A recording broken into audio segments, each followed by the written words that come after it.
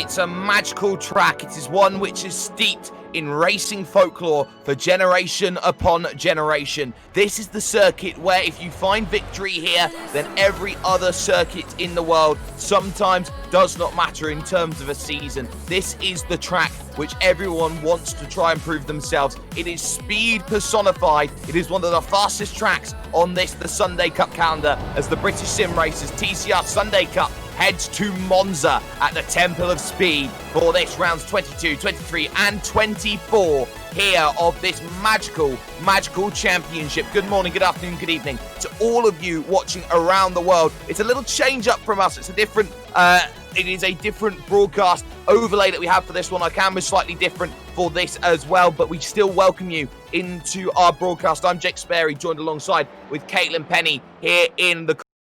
We have, of course, Rodney Byron on the cameras for us for this one, taking a temporary place for Marco Barbanero, who will join us next week for the 9th meeting of the championship. But Caitlin, qualifying currently underway. 11 minutes have already passed of the 30 that we've had an opportunity to look at, an opportunity to see everyone going. And this track has only got one driver at the moment, currently under the sub 2 minute barrier. Chris Daines has got himself right up to the forefront. He'll be very happy with the Bricktech Simsport team up there with 2 cars in the top 2. Ethan Bass in second place.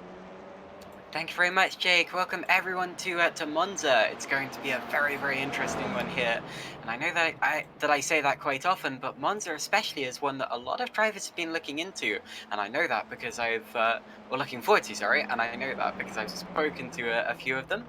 And I'm sure that with all of the slipstreaming that goes on here, with all of the curves, with all of the heavy braking zones, it's not going to feel like the other race on the calendar. It has a very unique feel to it, and it's going to be interesting to see who comes out on top today. Of course, we've got 3 races, so 3 different opportunities for things to happen, for things to change, and for things to surprise us. And I am sure that we're going to be surprised whatever happens. And there are lots of surprising factors that go into racing like this. Rich Warmingham has just moved up to get the fastest time, 1:59.407. He moves ahead of Johnny Brandon in second position at the moment. The man second in the championship at the moment. 3 of the XV Racer machines are inside the top 4, with Steve Lavallee splitting the 2 Bricktech Simsport cars into 4th position overall. Adam Hedgecock finds himself 6th, Peter Van Gaal 7th, followed by Carl Jackalette, Sean Gardner and James Leggett rounding out the top 10 as of current. But this is a different style of track. It's a different and difficult track. It's all about high speed, and there is one big factor that's going to play into this, and that is the top speed number, Caitlin, because these drivers, when they're making that attack down towards turn number 1, they are going to hit the rev limiter trying to get themselves on the power before trying to make a move.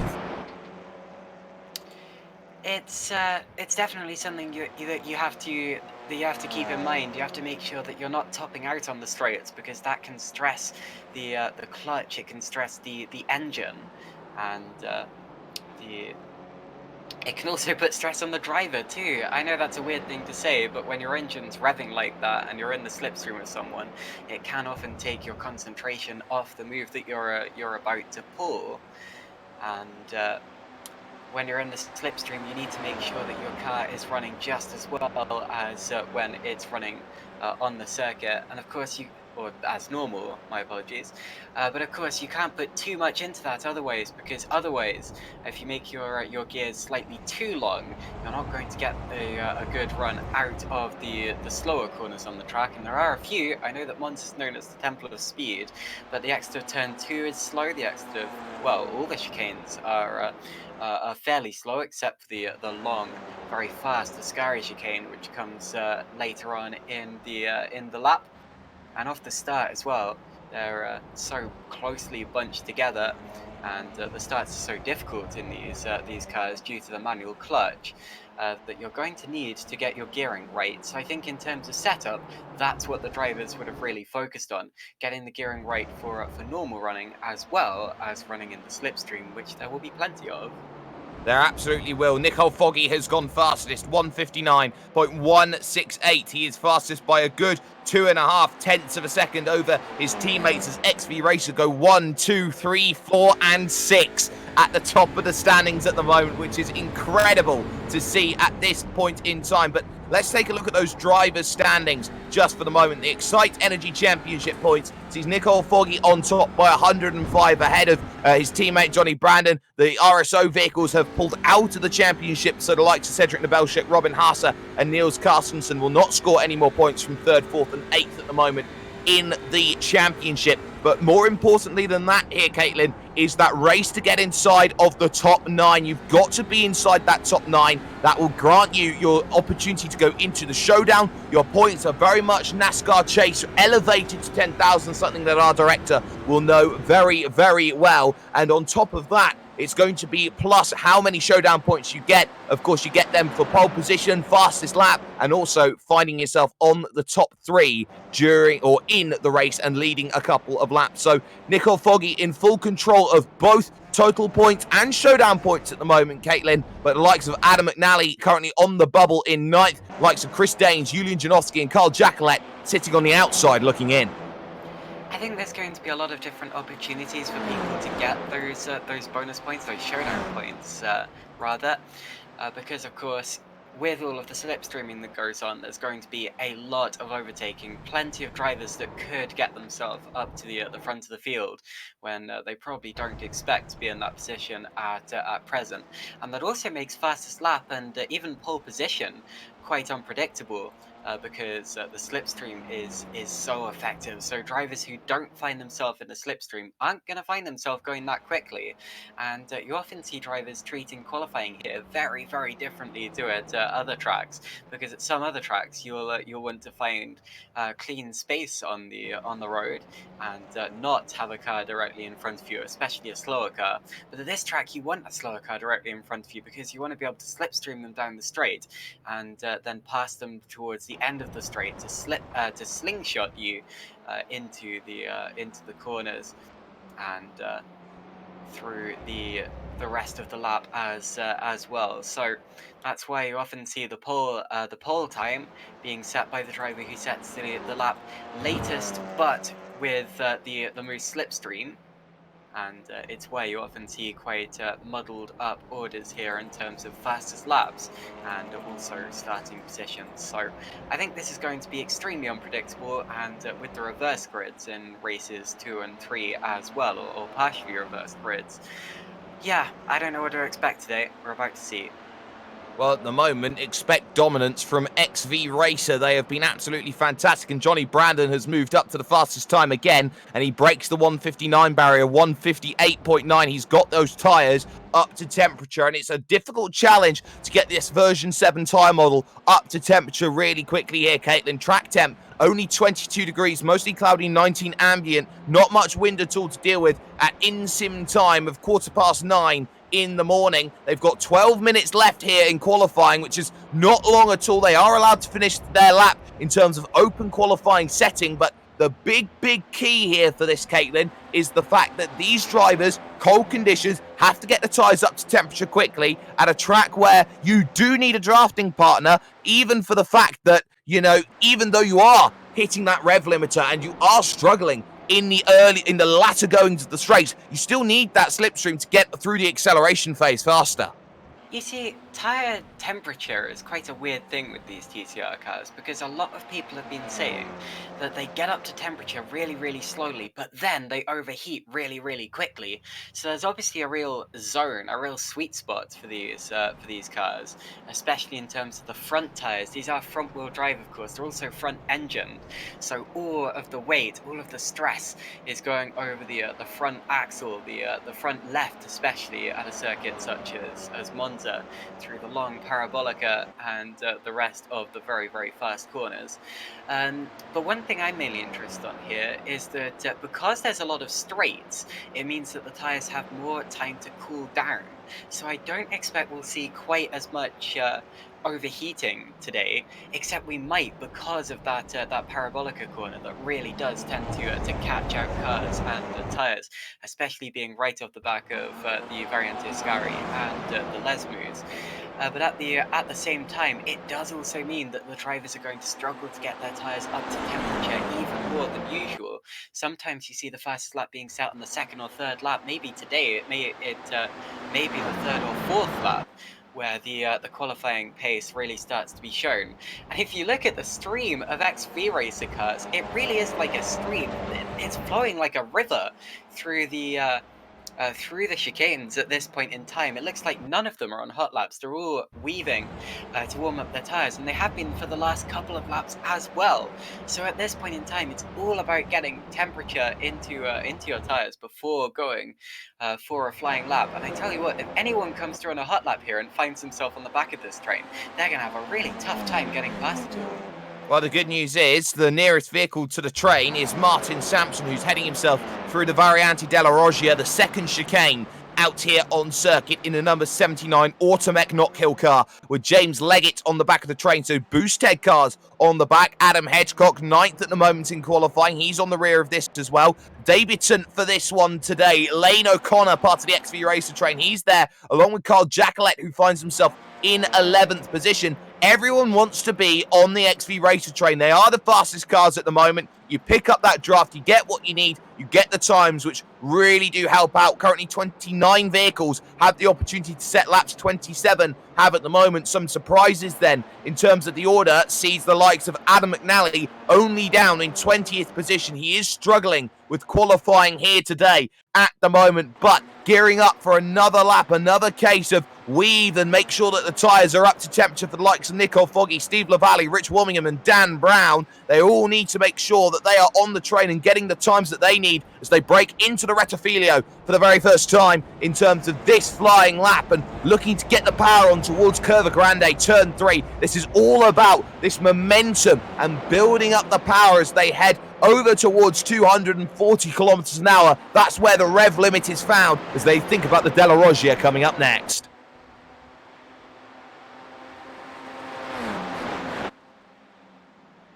So power personified as they get on the brakes. Left-right chicane, always difficult. These vehicles do not like anti-cut curbs. They are very much the kryptonite to these sorts of cars. So very well executed as Johnny Brandon makes his way through the right of the opening Lesmo, the tighter of the two Lesmos, before heading to the much more open, more expansive second Lesmo here. This second right-hander before you open up the power. You got the small kink then to the left before you head yourself down the hill and then back up it underneath the old banking, the oval banking, which gets yourself to the Variante Ascari, the third chicane here at this Monza track. Up the hill, looking for your brake marker on the right-hand side, around the 100-meter board is about where you're looking, and you can see how aggressive the likes of Johnny Brandon is through this section. More drivers looking to try and push and get those lap times up through the order, but of course, with 7 minutes to go, they've got to be wary about, is this track heating up a little bit too much, as it has had a tendency to do. Drivers still weaving, trying to get some life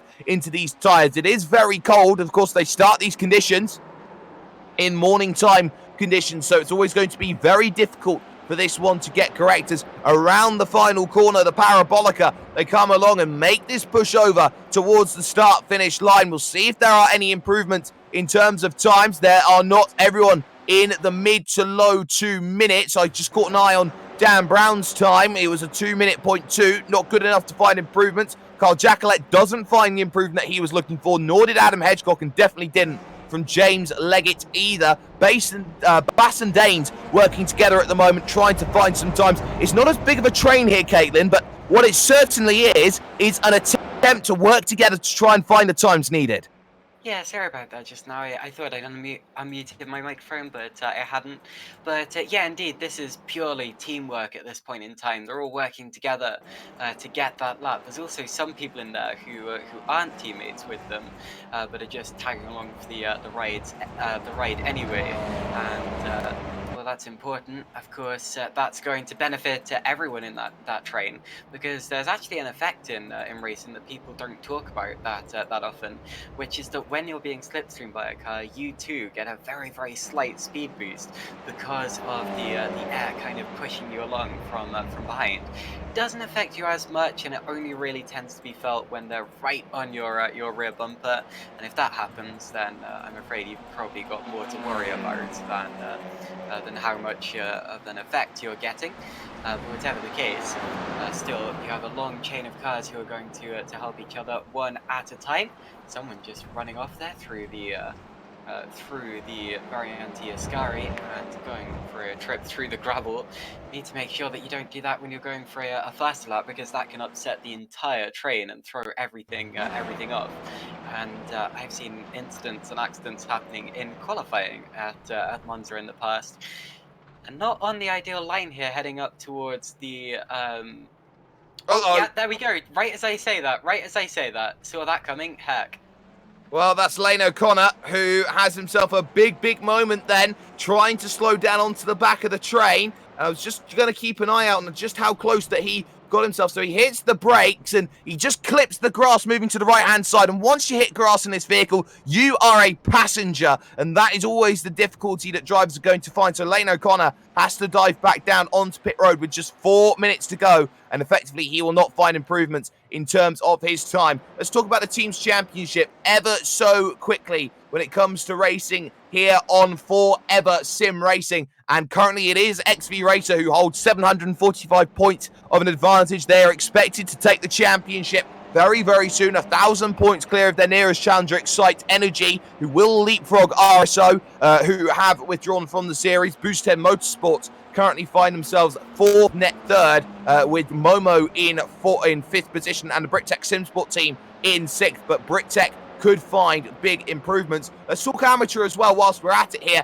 Andy Maxwell in control, but not by much here. 24 points only ahead of Scott Malcolm, who had an absolute flyer at Mid-Ohio 1 week ago. But Scott Malcolm not having the same sort of luck here. 22nd for him at the moment, whereas in comparison, Andy Maxwell is doing very well. He's in 16th, but you also have to keep in mind one other driver when it comes to all of this racing. That's going to be Sean Gardner, who's 4th in the championship at the moment. Didn't turn up last week, but he finds himself currently 12th position in qualifying. Boost Ted do love it here at Monza.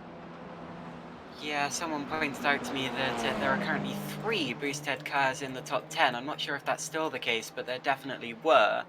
And yeah, they totally do love it here at Monza. I'm expecting them to pass the vacant RSO team sooner than a lot of people expect. Of course, they ahead of them and between those two teams is the Excite Energy team, who also are doing okay, although probably not as well as they would have hoped or expected so far in this qualifying session. Of course, the main drivers that you have to look out for when it comes to Boosted, Adam Hedgecock, John Roberts. Roberts, I believe, is vacant himself. No, okay, he did make practice, hasn't settled up in qualifying yet, and I presume that means he has a penalty or something, and isn't going to go out of qualifying, out in qualifying, sorry. Also, James Leggett, who's currently in 15th position, he's a Boosted driver, and their main rival in terms of points, you've got Mumu, just a couple of points back from them. They have Kip Stevens, who you've got to look out for, and also a few of the other challenges in this field as well. But yeah, Boosted running very well. They are running well at the moment, and they'll be very happy with the way that this qualifying has gone. Ashley Beard currently scored in 10th position. The leading Sight Energy machine not quite close enough to where Ashley Beard wants to be. A 2-minute point 3 is 1.4 seconds off of pole position at the moment. Surprising, with just 1 minute remaining here on the clock. They will have the ability to finish their laps if they need to, and that is the big crucial factor. If they need to, as things stand, this is going to be a very interesting opening race with 4 Excite Energy cars in the top 4. They will look to try and make sure that they race cleanly off the line in a vehicle which does not house a clutch, which makes starts incredibly difficult in these styles of vehicles. Looking at going up the hill towards the likes of the Ascari chicane is Johnny Braddon and co. They've got 30 seconds with the likes of Adam Hedgecock and Dean Timms. They're going to be able to start their final laps as they get around the start-finish line with about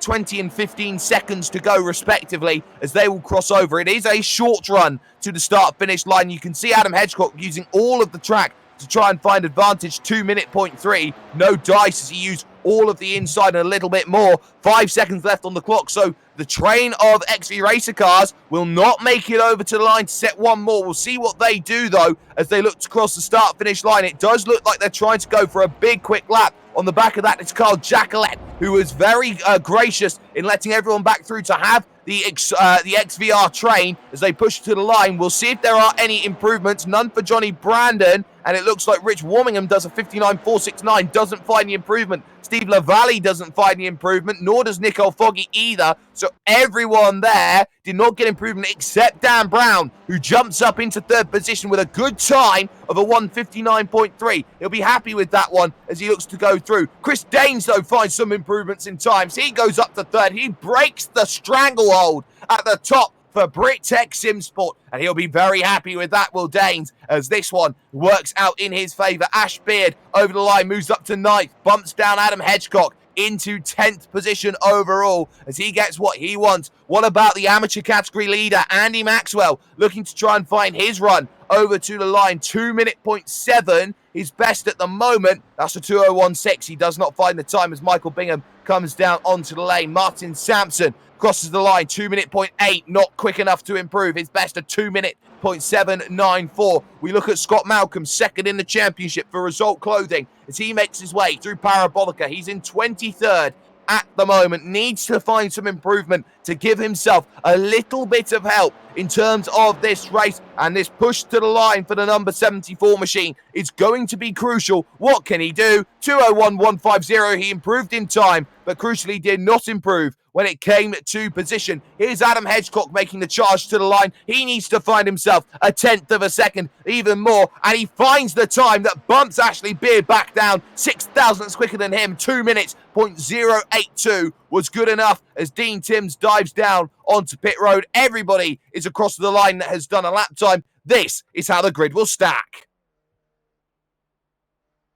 So Johnny Brandon will get pole position then for the second consecutive week with Nicole Foggy alongside him on the front row. Chris Danes will start from third with Daniel Brown in fourth position. Rich Warmingham will go from fifth, and it will be an all XVR third row as well as an all XVR first row with Rich Warmingham and Steve LaValle fifth and sixth. Peter Van Gaal for Momo starts this one from seventh. Ethan Bass for Brittech Simsport goes from eighth. Adam Hedgecock will go 9th for Boosted Motorsports, and Excite Energy's Ashley Beard rounds the top 10.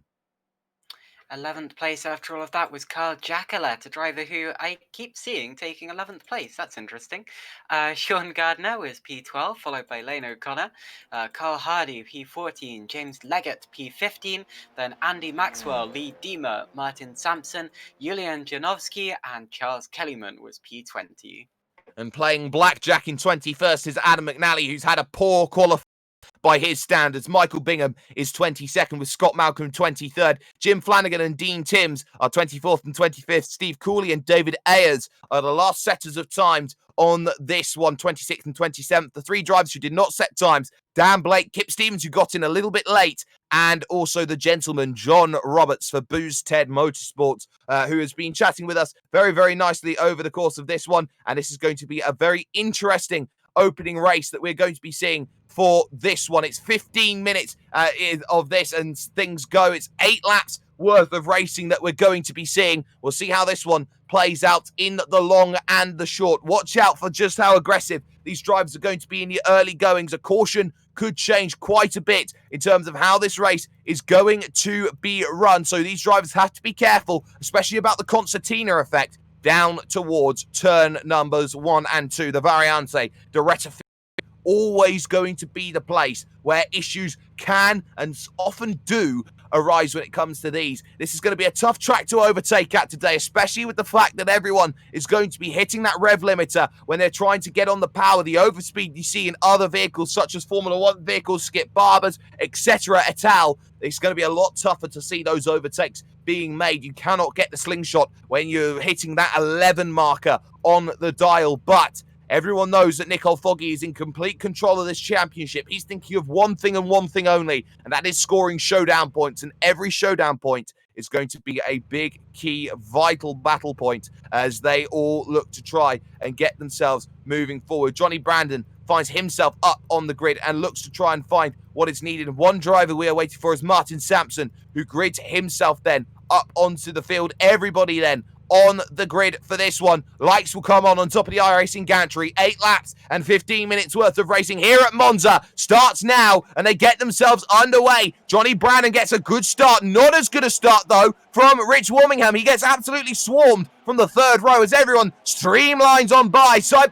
for third already, as it's going to be Dan Brown and Chris Danes fighting at it as they head into the Rettifilio for the very first time. Everyone being tentative on the brakes as they go through the right-left section. All very gentlemanly at the moment. They all look to try and find just their own little bit of space. They don't want to hit contact at the moment, and well behaved they all are as they make their push now towards Curva Grande for the very first time. Everyone understanding what it takes to go through. Ethan Bass struggling with damage already in the early stages. He's saying he did not get what he wanted, and all of a sudden his day is going to be incredibly long. He'll have to take the one mandatory fast repair that's required in this series.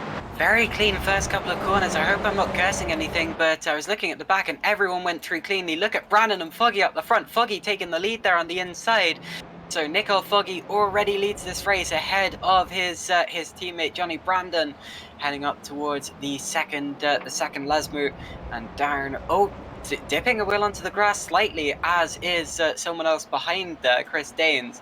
Although everyone making it through relatively cleanly. Someone going all 4 wheels into the gravel further back, and still only losing a place or two. But yeah, very nicely done. And Nicole Foggy leads the race. Not anymore. Johnny Brandon down the inside, and he picks the position up and gains the race lead back then at Ascari. So just like that, the lead changes, and Dan Brown's there. Also Chris Danes. Steve LaValle always up there, always challenging. He's in the mix. Peter Van Gool is very, very strong, and this could be a bump draft day here today as drivers look to try and find the positions. This is very much race against the tide. It's almost like you're watching a case of NASCAR here, with drivers having to bump to try and find any opportunity to make their way through. People might start thinking about trying to overclock these vehicles if they're going to get through, as Ashley Beard under pressure from Carl Jacqueline, who moves to the inside to try and make this move, and it'll be a battle of attrition as they go down the front stretch. 1, 2, 3, and 4, split by 0.3 of a second. It reminds you of 60s Formula 1 as Chris Danes moves hard to the inside. He's looking to get all of them at once here on the brakes. You'll only get 2 for his troubles, though. Johnny Brandon still leads, but Danes up into second round he goes. And Danes takes the lead. Goodness me, he came past all of them there. And who is that? Oh, it's Johnny Brandon, who spun out of the lead of the race. And well, he's going to have to wait till he gets to the back. Look at that. Everyone's streaming through, and there's no way you can get through there because it's just a river of metal, a stampede almost. And Johnny Brandon is going to lose so much time from that. And you have to say it was his own mistake because no one else even touched him. And, well, that gives Chris Danes the lead. Oh, wait, no. Dane's side by side with Brown all of a sudden, so Brown trying to come around the outside towards the Lesmos. That's Dane on the right hand side, his right hand side that you see, and almost into the gravel goes Brown. I don't think Danes forced him off there. I think Brown just tried to run it around the outside, and Brown's going to get a much better exit. Danes does not get a good exit. Through comes Foggy as well, and it looks to me as if he's just getting mugged. Well, LaValle as well will go through. He was sideways on entry into the second Lesmo, and that compromised the run massively as they go through. Nicole Foggy, championship leader, takes the lead then through lap 2, and will be happy with this one then as they look to try and push through Ascari towards the next section of track. 3 battle packs in this field. One of them sits behind Ethan Bass, who's trying to make the recovery. He's battling with Steve Cooley at the moment. You've got the second battle pack at the moment, which is a little bit more splintered, has the likes of Lee Deemer in there, Lane O'Connor and Sean Gardner, but also you got this big battle of 6 at the front, soon to be 7, because Carl Jacqueline is trying to run himself up onto the train. But Foggy, Brown, your top 2 at the moment. Then it is back through on LaValle, Chris Danes, followed by then Peter Van Gool and Adam Hedgecock. Carl Jacqueline there in 7th positions, trying to get in. Top 6 split by 0.8 of a second as they make the run to turn 1. And does Danes dare go back at it again? Does he try to find a move through? It's going to be LaValle moving up to make it XV Racer 1, 2, 3. The train is now 7. No one spins this time around, but Foggy gets very, very wide, and he's going to be side by side with Dan Brown, and Brown's got the better run. If he can keep alongside through Curva Grande, he's going to be still on the inside towards the Curva della Roggia, or the chicane della Roggia. I've just seen Dan Blake in the background just run himself into issues. He's come together with John Roberts coming out of the Rettifilio. There was overlap, but I think that maybe Dan Blake got the all-clear message from the spotter, and ultimately it ends in disaster for him. He gets spun, and it's going to be a long road back from there. But Caitlin, you have to say it's the front of the pack where it's all kicking off, because all of a sudden Ashley Beard and Rich Warmingham are getting onto the rear. It's now 9 vehicles at the front battling for a race win. Meanwhile, Daniel Brown did manage to get through, so he kept it on the inside of Nicole Foggy, but Foggy is going to be coming back at him down the straight. But indeed, you have a long chain of cars for the race win. It is like 60s Formula 1, back when you didn't have the artificial chicanes. To the outside goes Foggy. He's going to be ahead of him pretty much before the braking zone. Brown running slightly wider, goes over those sausage curbs, and I think Chris Daines is going to have the best run out of the chicane, especially since Foggy just ran slightly wide as well and dipped a wheel into the gravel. You see Peter Van Gool diving out of the slipstream. Where did he come from? He was miles back a couple of laps ago. Now he's right in the thick of the action, and it's Foggy Brown, and then Daines and LaValle, followed by Peter Van Gool. I expect that's all going to change now as we head down again towards the Curva del Rettifilio. Well, we'll see how the Variante di Rettifilio is going to be key here, as Brown is being bumped down the straight here as he needs to get past Nicole Foggy. Chris Daines is making sure of it. He's being authoritarian about the way this move is going to be made as they all hit the brakes, and Constantino once again. Brown on the inside of his teammate as Jacqueline tries to battle Rich Warmingham behind, still side by side as they come out of the Rettifilio over towards Curva Grande coming up, turn 3 on track. Dan Brown gets the move that he needs, as now XV Racer needs to control and choke the life out of the pace of this field if they want to get a victory out of it. Everyone understands and everyone knows they've got to do all that they can at this stage. Foggy backs out of it then and drops to third. Chris Daines now moving up into second. If you're 5th, 6th in the train, you need to start moving and making some moves now, because you don't have long. It's 4 laps to go at the line as Foggy looks to attack at the first Lesmo to give a breakaway opportunity then going to Dan Brown. They've got to break a second. Daines very nearly in the gravel, getting over the curb there. He's got Foggy on his inside. Of course, last lap it was Dan Brown having exactly the same treatment dealt to him as well. It's just what happens through there. Peter Van Gool now going for Steve LaValle. He's on his right hand side. Got a slight overlap, but only temporarily. As they head into the corner, his overlap has been wasted there. And this is the Variante Ascari. It's a difficult place to make an overtake because it's the fastest chicane on the track. Although on the exit, everyone gets different exit speed to each other due to the nature of the corner, the nature of the runoff area. Now you've got Van Gool back to the inside of LaValle, not quite. Came from a long way back. And it looks to me as if they're all staying in the same order, bouncing over the bumps as you turn in. Foggy going slightly wider and Daines up the inside. Yeah, and Daines now having to play his own defensive game. About a lap ago, we just managed to note that Carl Jacqueline got turned around by Rich Warmingham, which was not ideal for the Year 1 team. And Carl Jacqueline, who was running in a career best so far, ends up now falling back down the order, not part of the plan. So Carl Jacqueline has a lot of work to do to get back through the field. He is dropped all the way back to 17th position as Dan Brown's lead is half a second when he last crossed the start-finish line. But this is the issue that they've got at the moment as they continue to try and make that push. That half a second is now absolutely nothing. Nicole Foggy has caught the back here of Dan Brown as Daines is there as well. But Adam Hedgecock has found his way all the way up into 4th position, and that was because Peter Van Gool managed to try and get down the inside of Steve LaValle, who was over the curb at turn 1, over the curb at turn 2, and all of a sudden it's now a 3-car scrap for the win, and Adam Hedgecock desperately needs to find draft again in 4th place. Career best for him. There was contact with Peter Van Gool and all of that as well. They've got through it relatively okay, although I've lost a couple of places. Ashley Beard's got right up there, as has Adam Hedgecock. And Adam Hedgecock has gained plenty of place in that one as well. But as you say, it's 3 for the lead at this point in time. They've actually got a back marker coming up now, so hopefully they can get past him sooner rather than later, and cleaner rather than uglier. That's Kip Stevens there, who's had a couple of incidents so far today. Through through the Variante Ascari. Again, we head Brown, Foggy, and Danes in that order. Slipstreaming again, but of course Brown has slipstreamed himself off the back of Kip Stevens here. But Foggy looks as if he's going to have a go. Hopefully he knows that Stevens there. He sees him now, and they all go over to the left-hand side of the road and get past Kip. Nicely done.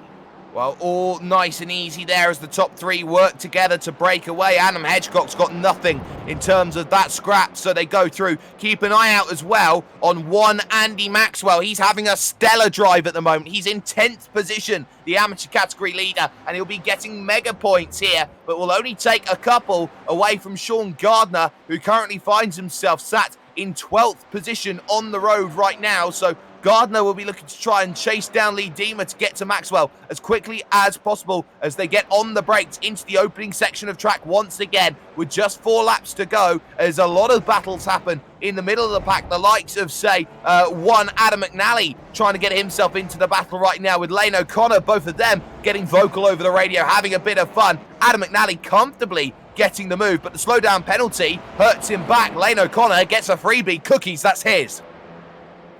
Down into the chicane again, and yeah, Lane O'Connor there has got a nice, yeah, well, he's got a big gap actually from Adam McNally, so that all looks clean, and of course that is because McNally lost a lot of time in all of that. So I think that's over the time being, and I've been keeping an eye on well and truly on the front of the field. Nicole Foggy is now back through to the lead of the race, so it's changed again, changed almost every time you look. Chris Danes now looks as if he's going to be, well, not quite up into second by the time they reach Variante Ascari, but he's certainly going to be close, and I think he really needs to focus on the exit here. They've still got Kip Stevens running them close, hoping not to get lapped by anyone else, and doing a good job of sticking on their tail as it stands. Now we head again towards the Parabolica. It's a difficult place to pull a move. Well, not that difficult, although of course if you do make an attempt, it does set you up badly for the corner, and especially for the exit, and you do tend to get a freight train down towards turn 1 sometimes.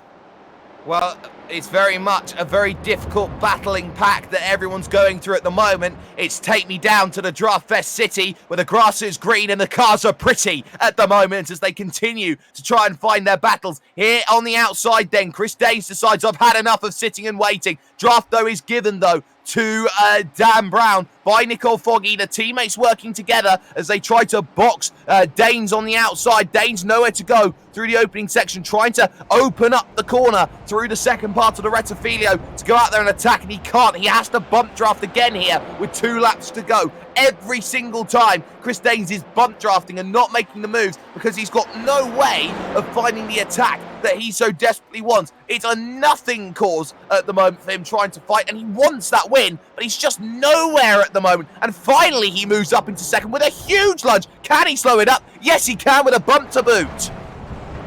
Through he goes. So Chris Danes up into second position at last. Now, how long is it going to last? Because surely with this amount of slipstreaming going on, no position is going to remain stagnant for any amount of time at all, realistically. Because you've got Foggy only a couple of tenths of a second up the road. You've got Danes behind. Ignore the car behind then. That's Kip Stevens. He's a lap down, although he could also come into play here by holding various people up and putting various people under pressure.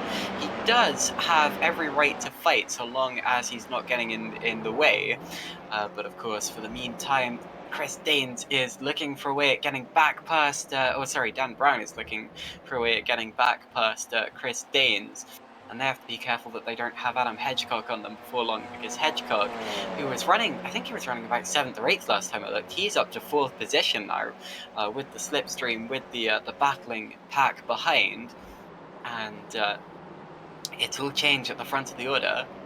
And the white flag will come out this time by for Nicole Foggy, who may have just found a second. And I'm not sure Chris Danes has what it takes to get his way back through. This may just be a fight for the best of the rest. It's 1.1 seconds. Foggy's broken clear, and once he breaks clear, you'll never find him coming back again. Adam Hedgecock, though, could be the big difference maker in this battle for second and third, as they might start fighting amongst themselves as they get on the brakes. Danes goes defensive then into 1 and 2. Lavalley might want to get on the back as well, and Hedgecock is caught now very firmly in the draft. Kip Stevens just trying to stay out of the way as much as possible. Other battles include Peter Van Gool versus Rich Warmingham, as well as others side by side, as Charles Kellyman drops behind Lane O'Connor in towards the opening corner once and again. Here is Dan Brown looking to make the move maybe at the Della Roggia. Can he get there on the brakes and get into the left-hander? For the time being, no, he cannot, but he's looking every which way to make the move. But the more he starts attacking, the more vulnerable he will be on the defense, as Adam Hedgecock and the Boost 10 Motorsports machine lurks only 2 car lengths behind through the first Lesmo. Probably the only real technical part, some may say, of this track. The second Lesmo coming up as Nicole Foggy continues to stretch his gap over Chris Daines in the 900 Brittech Sim Sport car. Up the hill they'll come along. Small kink to the left-hand side. They will try and go through. And now up towards the Ascari chicane. It becomes vital. Middle of the road driving for the time being then, as Daines has to try and force the lane. The long way round for Dan Brown it will be as they head through this section. Now Adam Hedgecock's got to line this up perfectly. If he can get both of them at Parabolica, and that might be just what he's thinking here, using the draft to his advantage.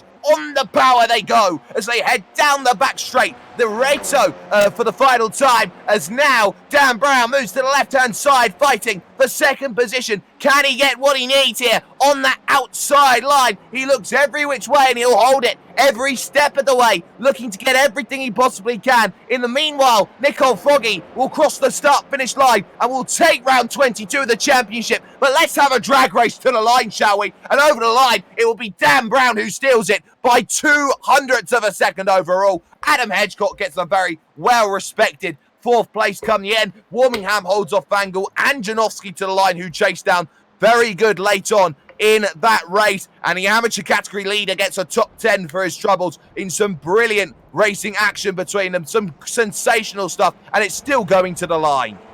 What an absolutely sensational finish between Brown and Daines there, and well deserved from Brown. Just anticipated the race better in that, saw where he needed to be several corners in advance and executed it. Fantastic from Dan Brown, and he finishes in P2. Chris Daines is 3rd. I have to say, Adam Hedgecock, Steve Lavalley, Rich Warmingham, Peter Van Gool, those drivers, this may not be their best result of all time, but I believe it is their best race 1 result of this season so far. And they've all had a wonderful, wonderful race. Janowski and Maxwell also doing a fantastic job in 9th and 10th positions. And I completely forgot to mention Ashley Beard there, but Beard, who I actually met a few days ago at Silverstone as well, 10th to 6th, yeah, not bad at all, nothing to be sniffed at. Not bad at all. Those were the top 10. Nicole Foggy picking the win up in 16 minutes and 8 seconds. 11th position would go to Lee Deemer. Sean Gardner picking up 12th, starting exactly where he finished. Anna McNally gains 8 places up to 13th, with Ethan Bass 14th overall. Charles Kellyman gets 20th to 15th. Lane O'Connor gets 16th place with Carl Hardy 17th. Carl Jacquelet is 18th with Dean Timms 19th. And Martin Sampson rounding the top 20. P21 in the end was, that's Johnny Brandon, followed by Michael Bingham, and Brandon will be so disappointed with that, but he's only got himself to blame. He spun all on his own, and, well, it's gutting when that happens, but we'll see what he can do in races 2 and 3. Jim Flanagan was P23 in the end, followed by John Roberts, then Dan Blake, Scott Malcolm, James Leggett, David Ayres, Steve Cooley, and then the only driver not to finish on the lead lap in the end was Kip Stevens in 30th place.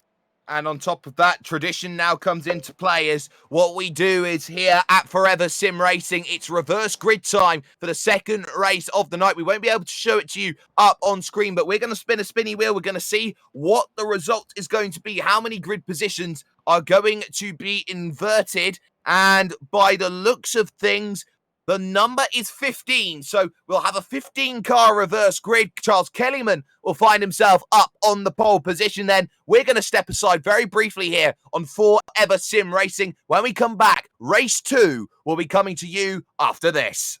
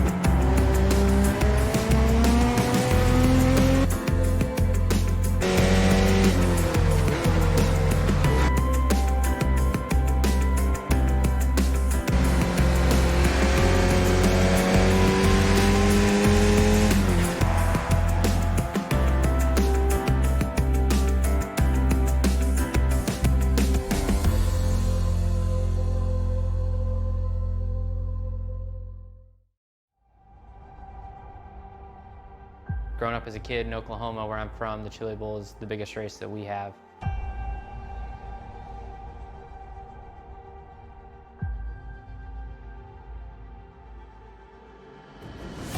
The Chili Bowl has kind of been my favorite race of the year.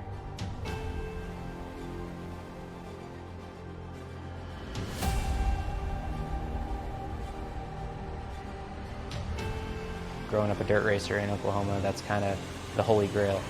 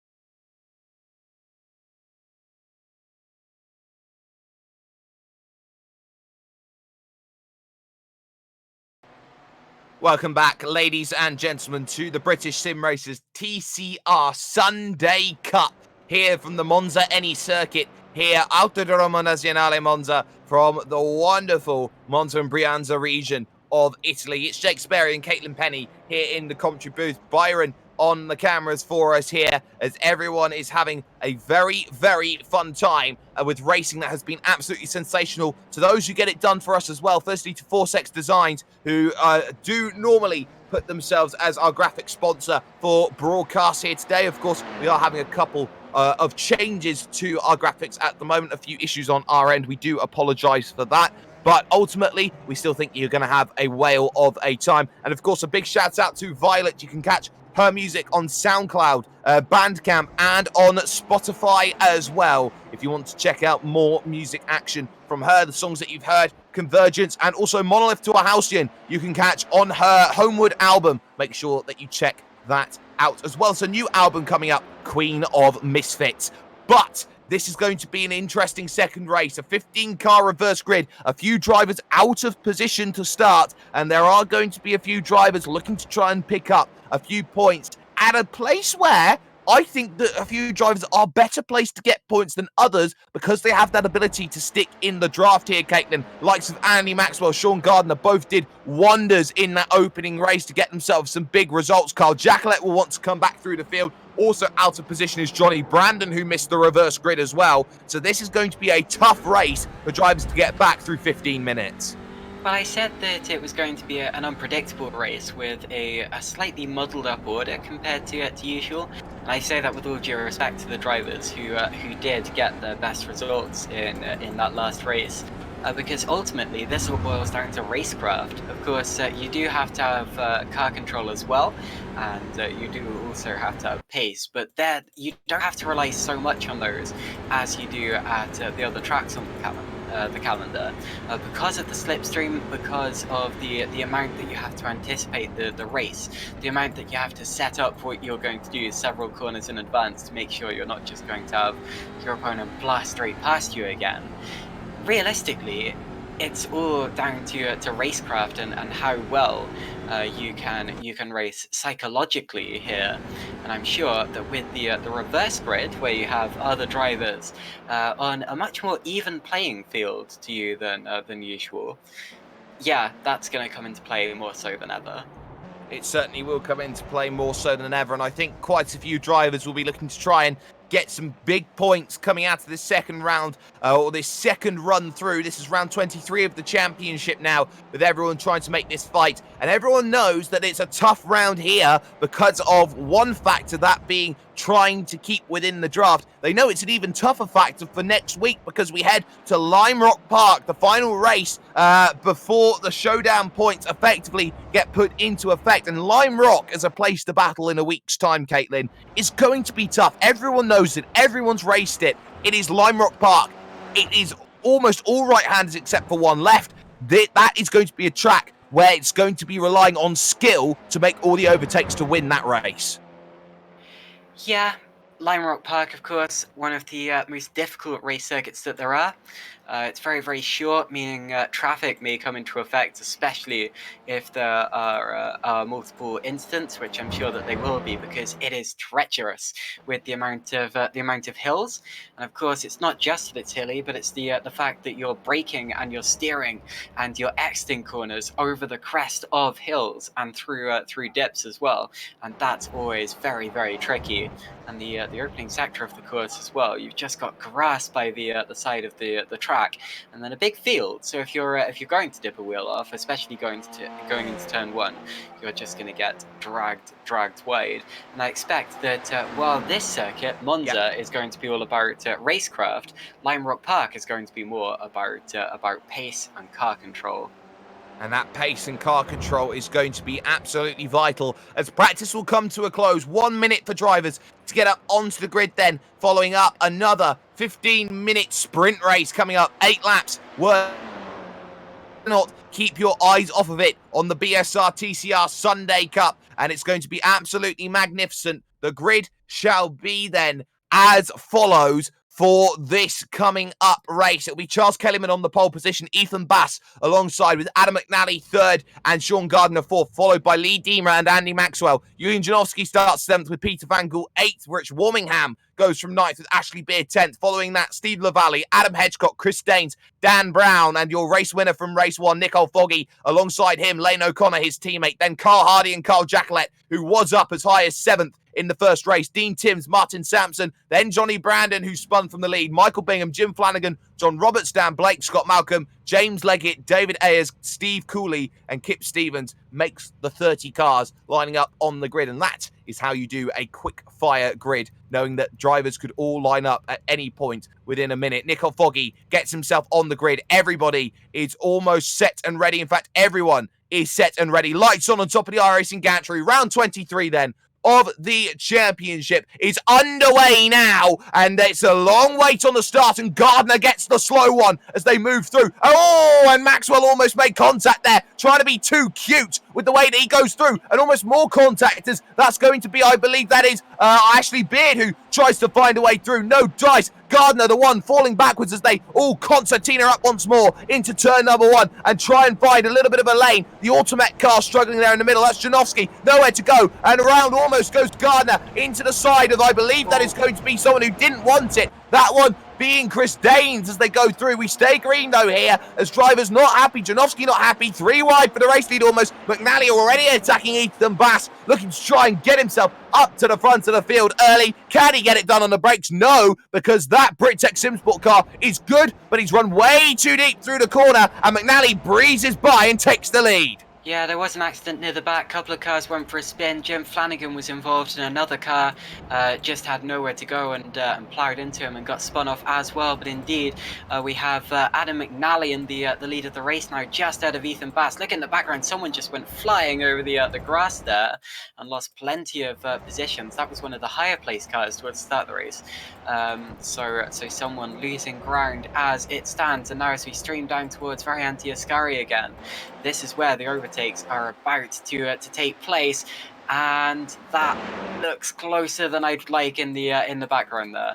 It does look closer than liked as they go through the likes of Martin Sampson and Lane O'Connor going side by side. John Roberts at it with Dean Timms as they go through. No dice. Bit of a bump then between the two of them as they look to try and make their push through. More contact there, and there also behind is Janowski, who is not very happy at all at the moment as he's been involved. Those 5 going at it incredibly close at the moment. A slowdown penalty, though, for one of the Excite Energy cars, and that's race leader Adam McNally then, who gets the slowdown penalty at the worst possible time and drops himself back a whole heap of positions right to the back of the train. Any chances of victory now are scuppered and a long way back. Look at how aggressive everyone is. The top 3 breaking away. Lee Deemer leads, Ethan Bass in second, Ashley Beard in third. Excite Energy looking to score major points as they go down to turn 1. Van Gool under pressure from Andy Maxwell as well in the battle for 4th overall. And then what a huge train for 5th, 6th, 7th, 8th, 9th and onwards. They battle still side by side for the lead. Ashley Beard takes the lead overall for the moment, but there are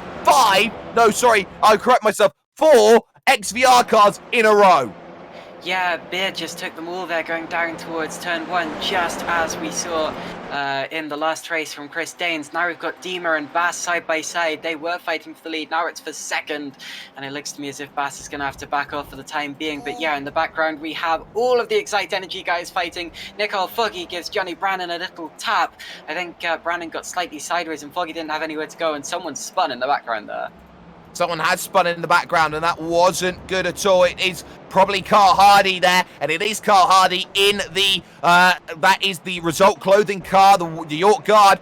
Not quite being too pleased there with that one. Carl Hardy finds himself in a spin as he looks to try and get himself back going. But Andy Maxwell now having to think about, how do I defend now? He was thinking about attack a little bit earlier on, and Peter Van Gool, all of a sudden Johnny Brandon, the man who always seems to have a plan, now needs to find a way through. No dice at Ascari. Andy Maxwell is very wise to the move, the amateur category leader at the moment. as he looks to try and make himself as wide as possible, but Johnny Brandon will have that toe, and there is a gap down to the inside. Andy Maxwell, you cannot stop the inevitable tide of XVR. They will go down to the inside, they will take positions, and they will make moves as they go forward, and already it's top 5 for Johnny Brandon in the space of 2 laps. Write this down on your calendar. He gained 15 positions on the first lap, and guess what? He's got another one to boot as well. Top 5 now for Johnny Brandon. Nico Foggy chasing. Andy Maxwell will come straight back at them. He wants to be aggressive.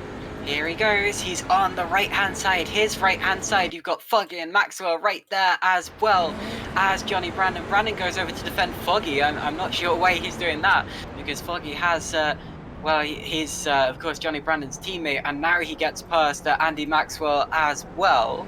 But Brandon being a little bit unpredictable there. Foggy now right in his rear bumper again, and coming back to him as we go up towards the Variante. And actually, we've got Lee Dima back to the lead of the race. So Beard down to second, but he's going back on the inside line. This is side by side for the very front, the very pointy end of the field. Ashley Beard's going to take it back again as we dive into the chicane. Well, the thing is, he's got it back again, but now everybody is on the train. And this train goes back to Adam Hedgecock now in 11th position. It's an 11-car fight for the race lead, currently being spearheaded by 2 Excite Energy cars. Adam McNally is out of the race. He is retired from this one out overall, so that's not going to be ideal at all in the slightest, as Chris Danes makes a way back through on Lane O'Connor, and that puts him up into 14th place, and will be very happy with that move, trying to make some progress. But keep an eye on Peter Van Gool now in 4th position. He's caught back up the train. He wants to go out there and be aggressive. He wants to go and make those moves. Lee Dima currently just running the way that he wants to. Ethan Bass is slow now through Ascari. This could be the chance that Van Gool wants to get up onto the podium. We remember at Donington Park, Caitlin, how he had the lead after the restart and put it into the gravel with about 3 others following. So long chain of cars now heading down towards the Parabolica again. They're all, you can tell how antsy they are. They're all weaving about very nearly in the braking zone, just going slightly further across than their opponents to get that extra visibility, and just to make sure they're in position so that if they can make a move, they do. Peter Van Gool now going for Ethan Bass. This is for 3rd position. He's going to be on his right-hand side. And also now we've got Johnny Brandon for company, and Brandon might go to his right-hand side. They're going to go 3 wide down towards the chicane. Brandon braking later, and somehow they all get through with no contact whatsoever. Very, very good driving. And Brandon looks like he's going to get it on the exit, because he now has the inside line for Curva Grande and a much better exit. That is, unless Bass can stick on his inside, and he doesn't. So through goes Johnny Brandon. I tell you what, that was really good racing from him. Well, Johnny Brandon's just done it twice in 2 weeks, 3 wide, and getting through on both drivers. Johnny Brandon can be so happy about that one. He's now into 3rd and can attack the 2 Excite Energy cars. Nico Foggy not so lucky, though, and is very much going to have to get past both Bass and Van Gool as quickly as possible. Steve Lavallee is stuck, though, in his scrap behind Andy Maxwell, who's just running so well at this point in time, trying to get things going. Now, here's the next question for Lee Dima. Does he hold up Johnny Brandon by a second plus at this stage? If he can, then he's primed and ready. But here's Nico Foggy now, the Flying Scotsman himself, looking to the outside to try and find a way through on one Peter Van Gool, the Dutchman, now trying to find himself two flying vehicles. Here's the attack as well from Brandon on Dima. He's not going to find it, but on the brakes up into the left-hander. No dice for the time being. Maxwell behind, though, runs wide, and he's going to lose out to Lavallee. Down the straight again, Dima running very wide into the gravel pretty much, and I think he's going to be mugged by everyone else here. You've got Brandon already going through to 2nd, so Brandon in 1 lap has gone from 5th to 2nd, and I think he's going to cover that off nicely going down towards the Parabolica. Dima's now side by side with Bass, and I think Foggy's going to get off the best from this, because he's got the inside line and he'll have a good run due to the slipstream from the cars ahead of him. Peter Van Gool might also have a claim to that, although I think Foggy is going to have the better run down towards turn 1. That is if Dima gets out of his way, although Dima's not going to want to. We're going 2 by 2 now, and it may end up being a different order, because you've got Johnny Brandon turning in right now. And that was nicely predicted from everyone, actually, and Foggy has not got anywhere near as close to them as I thought he would do. He almost got passed by Peter Van Gool in all of that as well, and that's simply because he was on the inside and he couldn't find a way to brake where there wasn't a car in the way. No angle, no chance, no way, no how, but still, that is one more position for Nicole Foggy. Lee Dima is so early on the brakes as he tries to maybe serve a slowdown or maybe even let through Nicole Foggy, and he gets the desired result anyway, so Foggy gains another one. Lee Dima, no chance, no way, no how. Now a little bit further down. Chris Danes now trying to get past Adam Hedgecock. In front of that, Carl Jacquelet and Andy Maxwell, currently 8th and 9th at the moment on the road, but the question becomes, can Ashley Beard survive? He's got a second and a half, so it's right on the fringes of the draft for Johnny Brandon at the moment, the man with a plan to chase down Ashley Beard. But for the moment, Beard, who has yet to have a victory this season, once more here as he looks to lap 6, is Johnny Brandon going to break Ashley Beard's heart?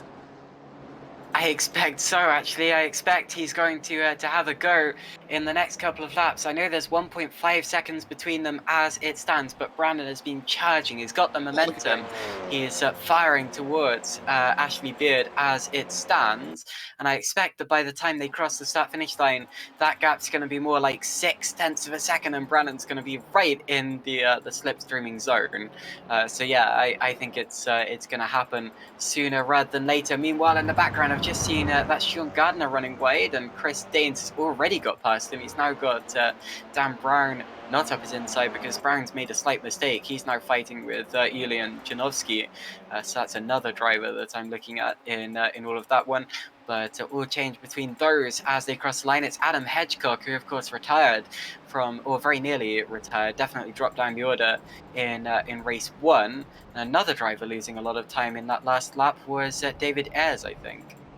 Well, both drivers struggling then in the early stages, but Gardner gets past his teammate Adam Hedgecock. That's crucial in terms of what he needs. Chris Danes now on the back of Maxwell as Carl Jacquelet has found his way through, and he's done that at the Rettifilio turn number 1. A good move from the year 1 car. Carl Jacquelet suddenly turning up as the best driver. Van Gool's found a way through on Lee Dima as Nicole Foggy tries to get past Ethan Bass, looking at a podium position and doesn't quite get it initially, but on the run to the first Lesmo, he's got the inside line. This is going to be tough for Ethan. The next 2 corners are all in favour of Foggy, and Foggy immediately picks up and pounces. He's got the inside for the second half. He's not got the overlap that he wants. He is going to be pinched on that inside, but he is able to take the line that he wants, though, and gain himself up into the podium. How much does it cost him, though? A fair bit to Johnny Brandon and Ashley Beard, who they themselves have 2.5 laps to battle, and Ashley Beard right now has to think of one thing: defend hard, because Johnny Brandon wants in on this fight, wants another victory to his name this season, and wants to prove he is just as much the competitor to Nicole Foggy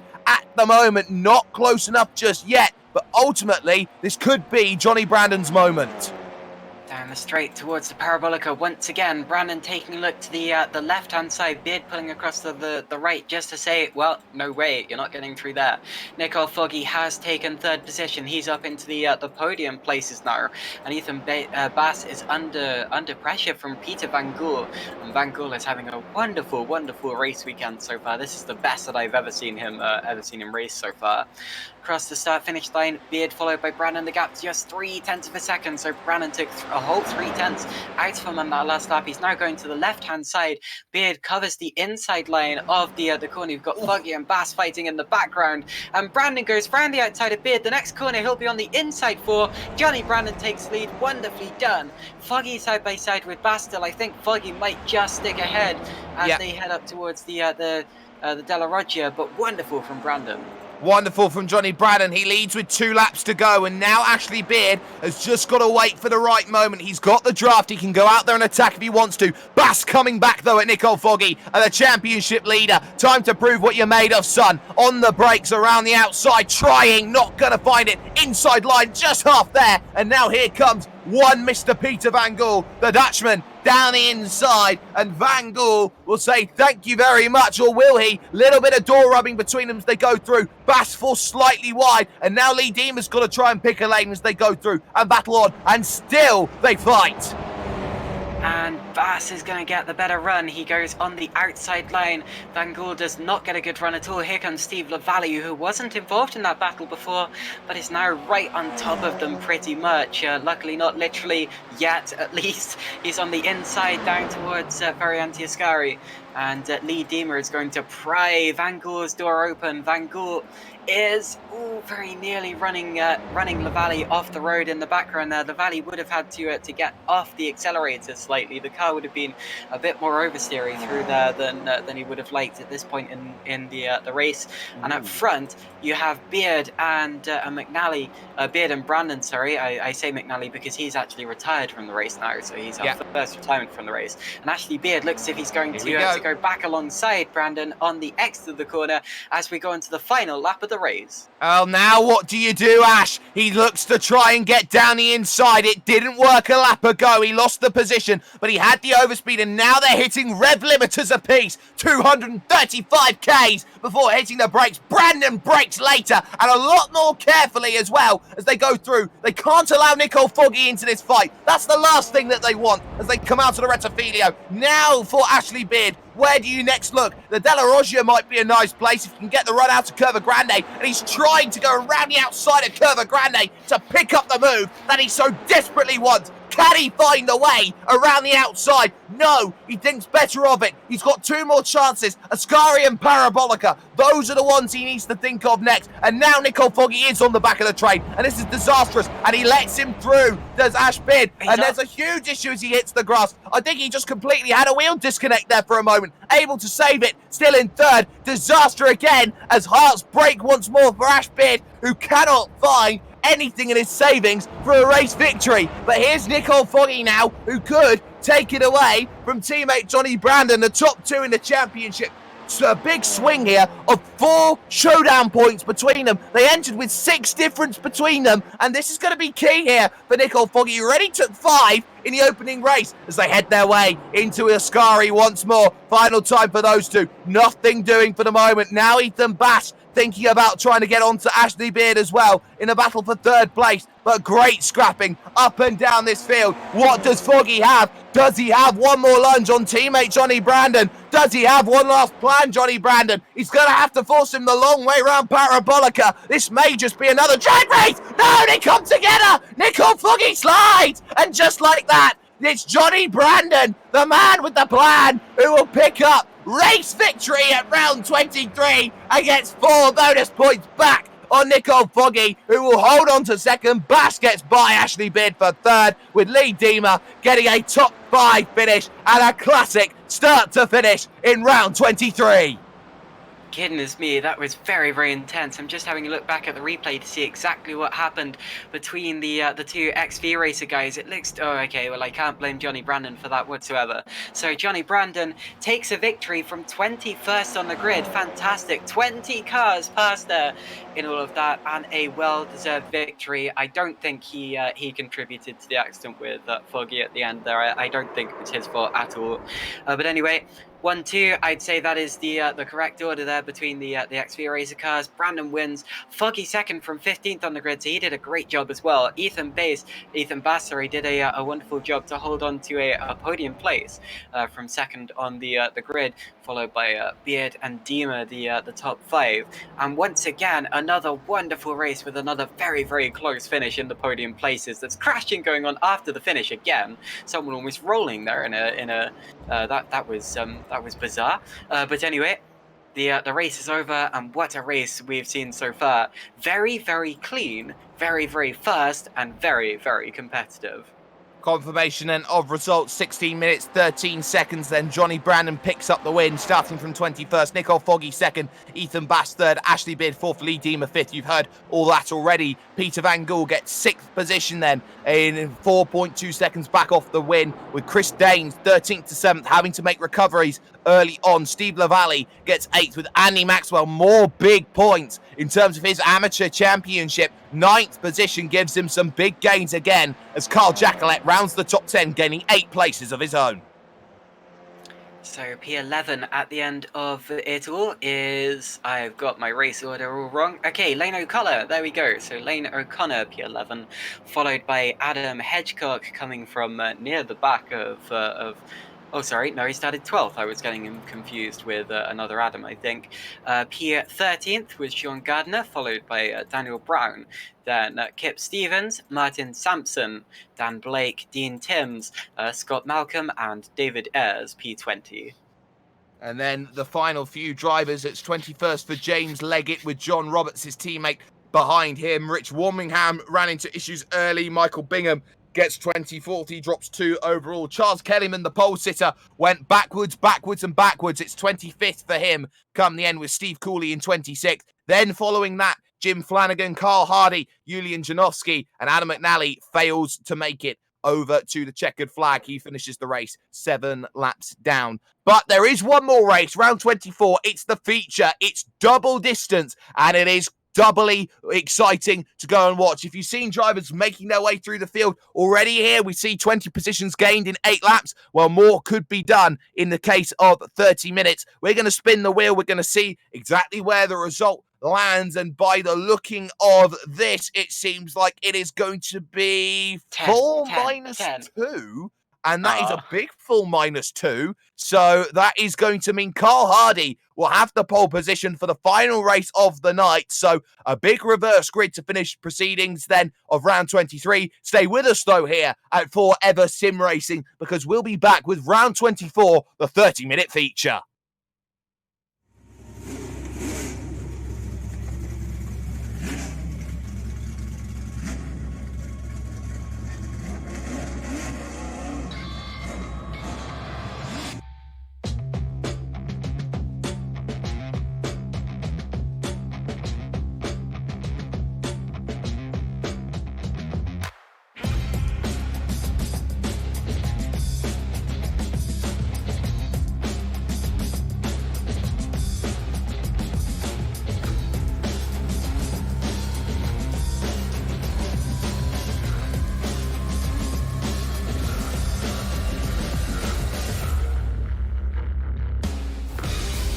Green flag, everybody. Going to be a wreck behind you, going to be a wreck behind you. So I don't know what to do. Somebody put oil down. We're hurting the fence. Are they flagging it? Get some flag, white flag. Clear. Man, this is it, check a flag.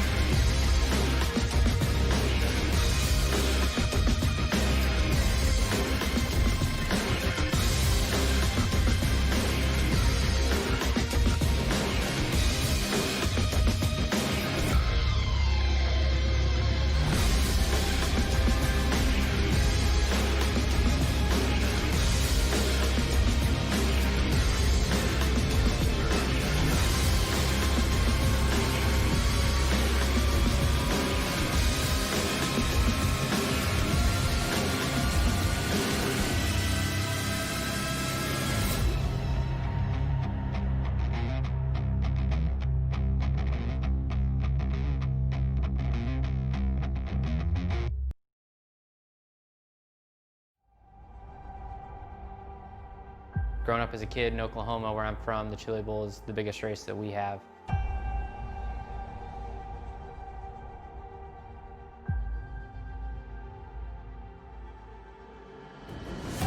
The Chili Bowl has kind of been my favorite race of the year.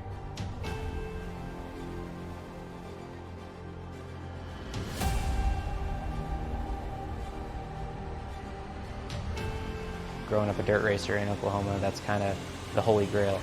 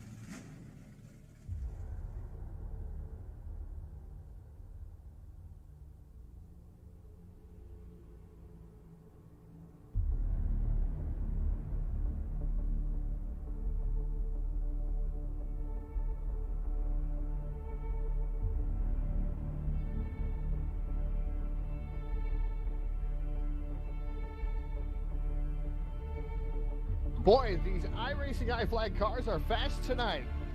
You know, Todd, I guarantee you, Brown, Leonardi, Weaver, Capert, and Pena are all using their products from their sponsor tonight to give them the upper hand over the competition. Well, how can I get fast like those guys? Well, that's easy, Todd. You gotta head over to iRacingIFlag.com.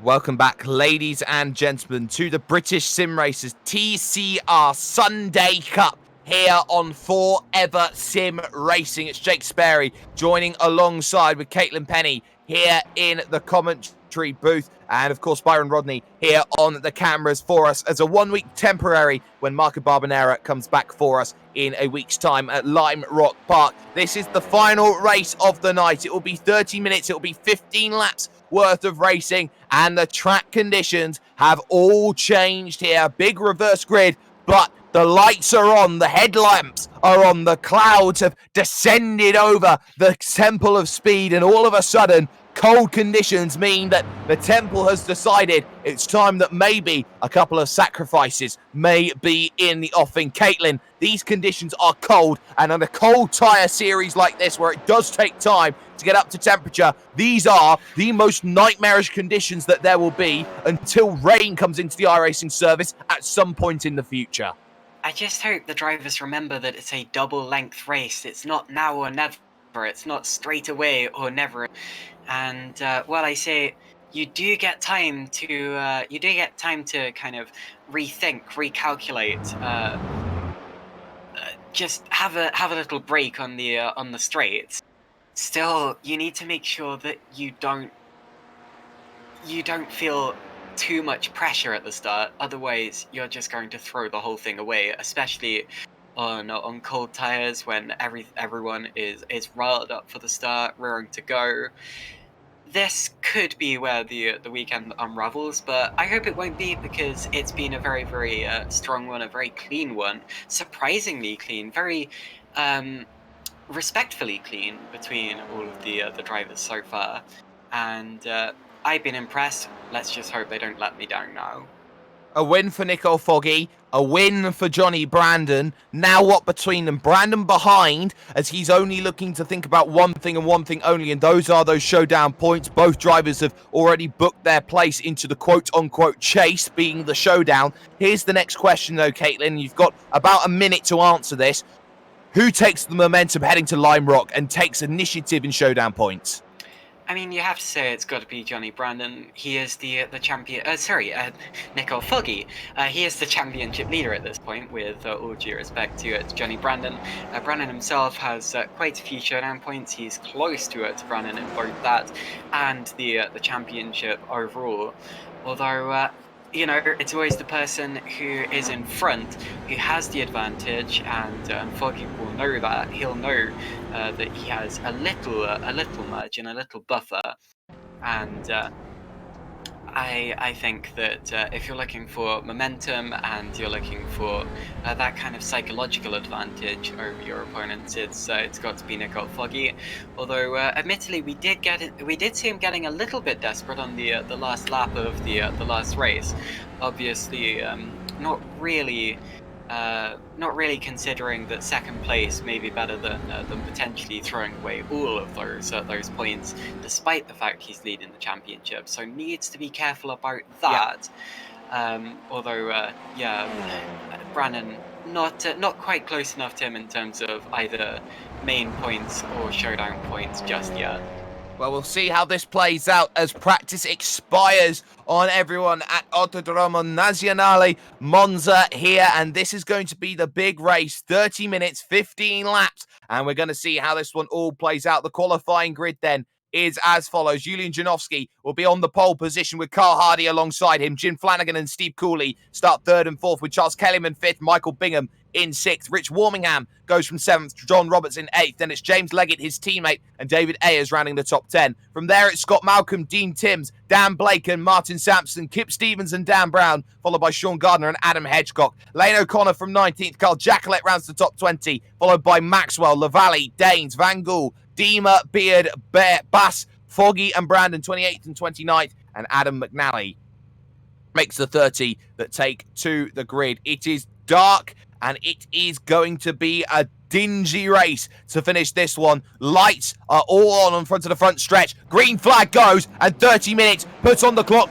almost immediately. Slow start from one of the optical cars there. That's Charles Kellyman, who struggles to get off of the line and get going, as does Carl Hardy in a second phase of acceleration, and straight around goes one certain Mr. Michael Bingham, who gets a good start. Janowski unchallenged. Oh, that's a huge lunge into turn 1. Bang! Round goes Janowski. Bingham immediately apologising as he hits the brakes too much. Janowski's not had a good night. He has been hit again and again and again, and he will not be happy about that one either as they go on through, which means now for the race lead, it is anyone's guess at the moment, but it is very much going to be Rich Warmingham, leagues away at the moment at the front of the field.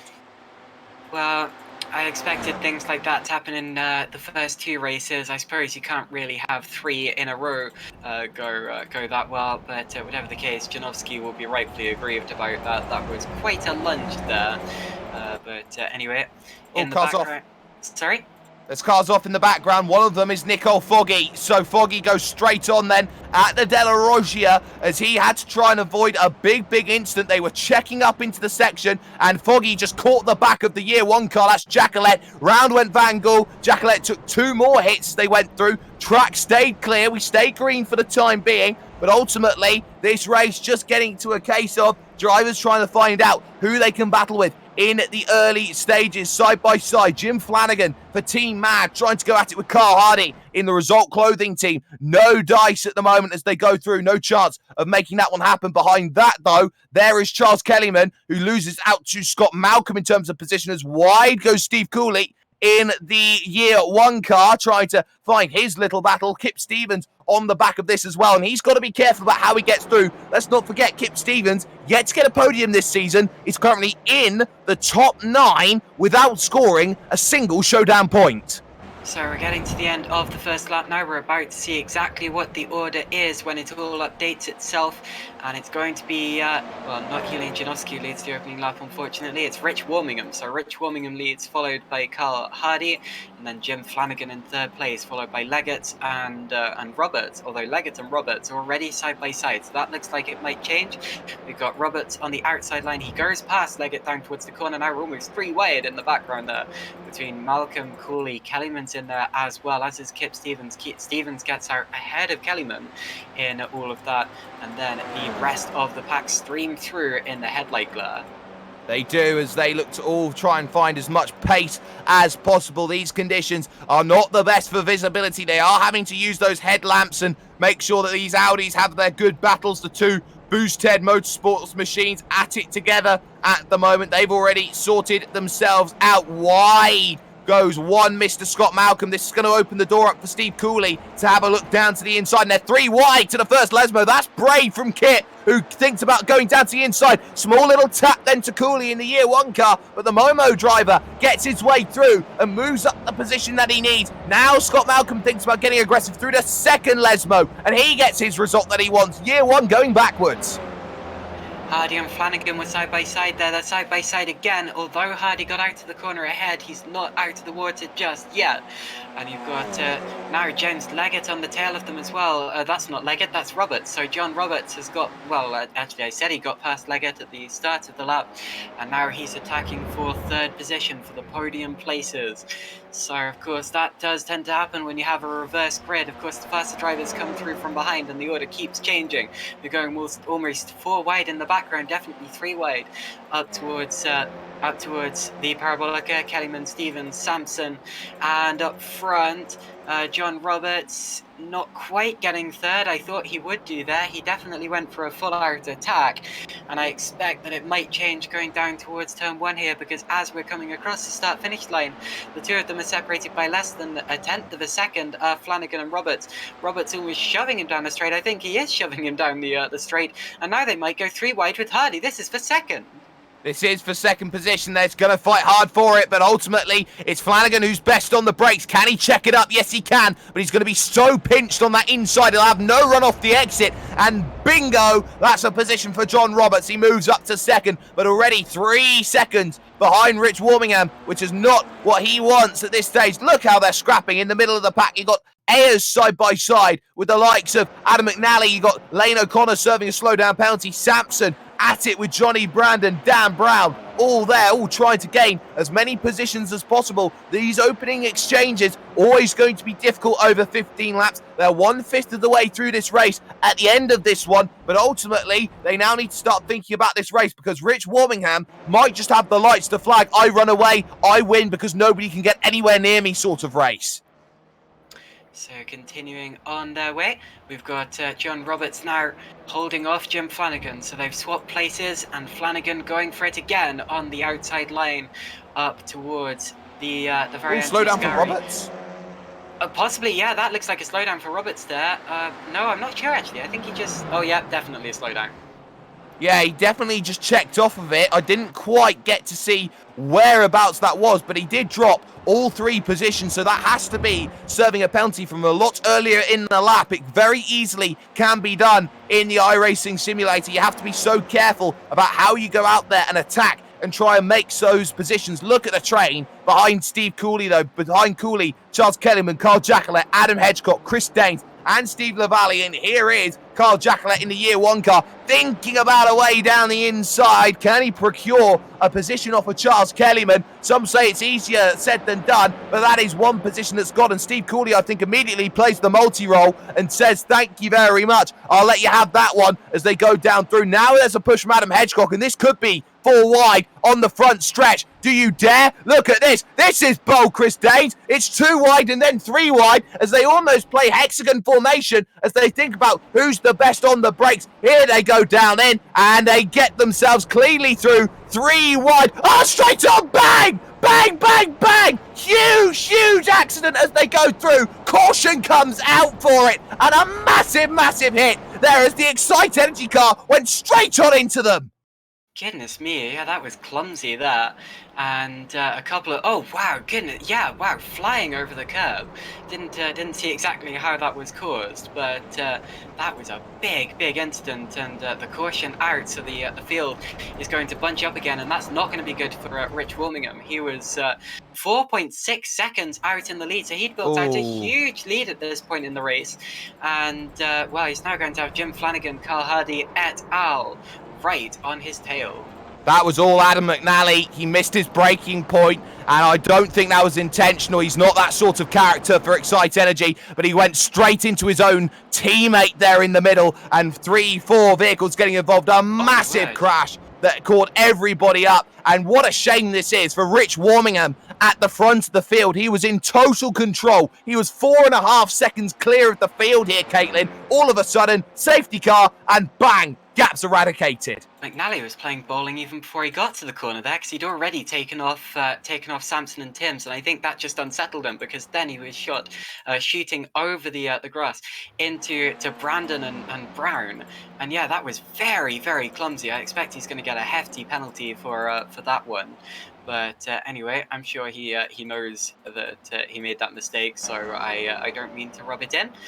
We're now 8 minutes and 15 seconds in the race as Rich Warmingham crosses the start-finish line. The safety car will be out to greet him this time around. There you see it. It's a Porsche Cayman, very nice-looking car. Jim Flanagan and Carl Hardy, second and third, are going to catch right up to the tail of them, followed by John Roberts and James Leggett, then Kip Stevens, Charles Kellyman, Carl Jackalette, Chris Daines, and Dean Timms, the top 10. So despite Timms going into the wall, being hit from behind by McNally, he's managed to recover to P10. And McNally's other victims are still dropping down the order. Brown's coming through in, well, he's going to be in the 20s here. He is, I think, 20th position for Dan Brown. For Adam McNally himself, he's coming through. He's out of the He's race, out. I think. So that's it for Adam McNally. Ashley Beard's in the pits. We saw Dan Blake in the pits at the end of the very first lap. Michael Bingham's out after his incident. Scott Malcolm still running, so he's not out. He's going to make up a couple more positions. And Johnny Brandon, who was the other driver involved in all of that, is P11 and on the back of Dean Hill.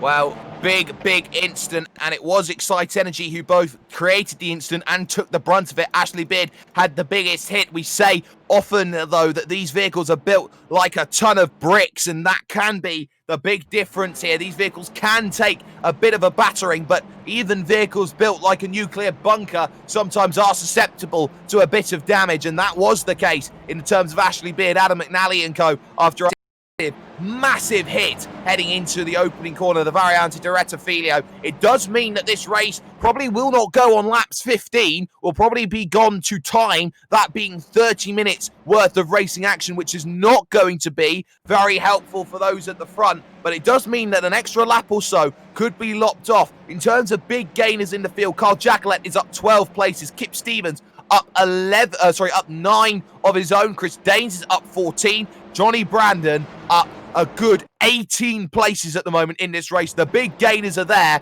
as they're all under safety car right now, trying to find everything that they possibly can. Just had a look back at the incident to see if there was any malicious 10. I don't think there was, because he was on the brakes before he went in there, although it was certainly clumsy. Now we're coming possibly towards the end of the caution period. I'm watching the safety car closely to see when the lights are going to go out. They're still on, and I expect they would have gone out by now if we were coming in. So probably another lap of safety car, and you see them warming the tires there. That's an interesting point. Of course, in this half-an-hour race, you've got a real fine line between do you want to warm the tires or do you not want to risk wearing them out, because it's a longer race than the others, and the tires do tend to wear towards the end. But of course, at this temperature and at this speed, you're going to be losing all sorts of grip from those tires, and keeping warmth in them may well be very, very important here. It's all down to what the driver thinks is more important to them. Well, the lights have just gone off on top of the iRacing Porsche first safety car. That means it will come down onto pit road this time by, and we will have a green flag run at the end of lap 6, start of lap 7 here at Autodromo Nazionale Monza. Big point, though, is the fact that they went 4 laps trying to heat the tyres up. They would have just hit the sweet spot where the tyres would be heated up, and now they'll go cold again. The big issue, though, Caitlin, is hyperheating up the tyres, something that you hear more when you talk about IndyCar circles, but something that does apply to all vehicles. When you get them up to temperature and bring them down again, it does scrub the life off the tyres. How will that play into the factor of this restart? I don't think I've heard that before, but then again, I haven't driven these cars, and I'm very new.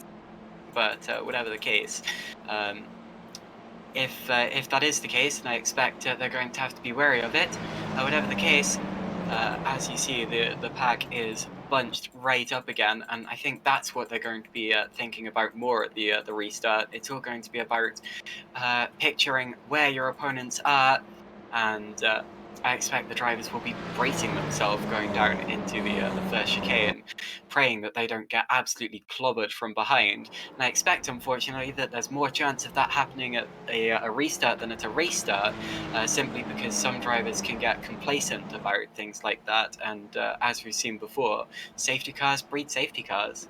Safety cars do breed safety cars. We have not had more than 2 safety cars in a race, though, this season. That much has been very, very clear. We haven't seen big incidents often outside of lap 1. This is the first incident this season that has gone from outside of the opening lap, and that has been a big difference maker in terms of this race. So Rich Warmingham, he's got to build the lead all over again. The big worries, though, in the field will be the likes of Kip Stevens, even Carl Jacquelet and Chris Daines, and of course the man with a plan, Johnny Brandon, who will make his way, or try to make his way through the field. It's not going to be as much plain sailing for Rich Warmingham, and for everyone who was looking at long race pace over the course of this, they're now going to look and say, well, actually, no, we're not quite finding it at this point in time. Crucially enough, though, on the clock, we are heading towards 13-14 minutes, the halfway stage of this race. XV Racer are looking to get a win in every race in this one at Monza. They have been the cut above in terms of the field's star drivers, but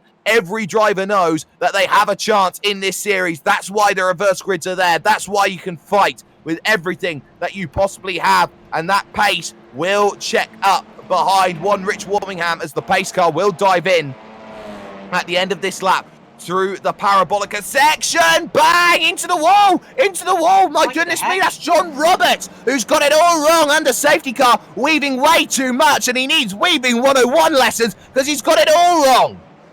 Well, it looks to me as if he was dropping back from Carl Hardy, then floored the throttle and panicked. Goodness. Well, you don't see that too often, and John Roberts has got it wrong under safety car, and he makes it look a little bit foolish, and you have to sometimes say, sometimes that happens. Pace car dives down in, and Rich Warmingham will be in control of this field as Jim Flanagan will get himself going. Carl Hardy as well as the green flag drops, and we'll get ourselves back to green flag running already. Kip Stevens going on the offensive here to get past James Leggett. Carl Hardy trying to find a way past Jim Flanagan here as Result Clothing fight with Team Mad, looking at position number 2. Who's going to be the last of the late breakers as they look to try and find a way through? On the brakes they go, and I think here this is going to be tough for Flanagan on the inside, and again Carl Hardy moves himself up into second position. He'll be happy with that one as the likes of Johnny Brandon still can't find a way past Dean Timms, up in 10th position looking for 9th. Now I'm worried about the fact that Roberts dropped to the back. Does everyone now have a penalty for passing him under safety car, or is it, or does iRacing know when a car's had an incident? That I hope that's not the case, but whatever the case, we continue on our way, and Rich Warmingham again keeps the lead as Hardy and Flanagan fight behind him, and that's good for Warmingham. He had a huge lead before the safety car came out. We've got Kellyman side by side with Jacquelet, getting actually Jacquelet gets through, so Jacquelet ahead of Kellyman and off in the background, and that's Dean Timms.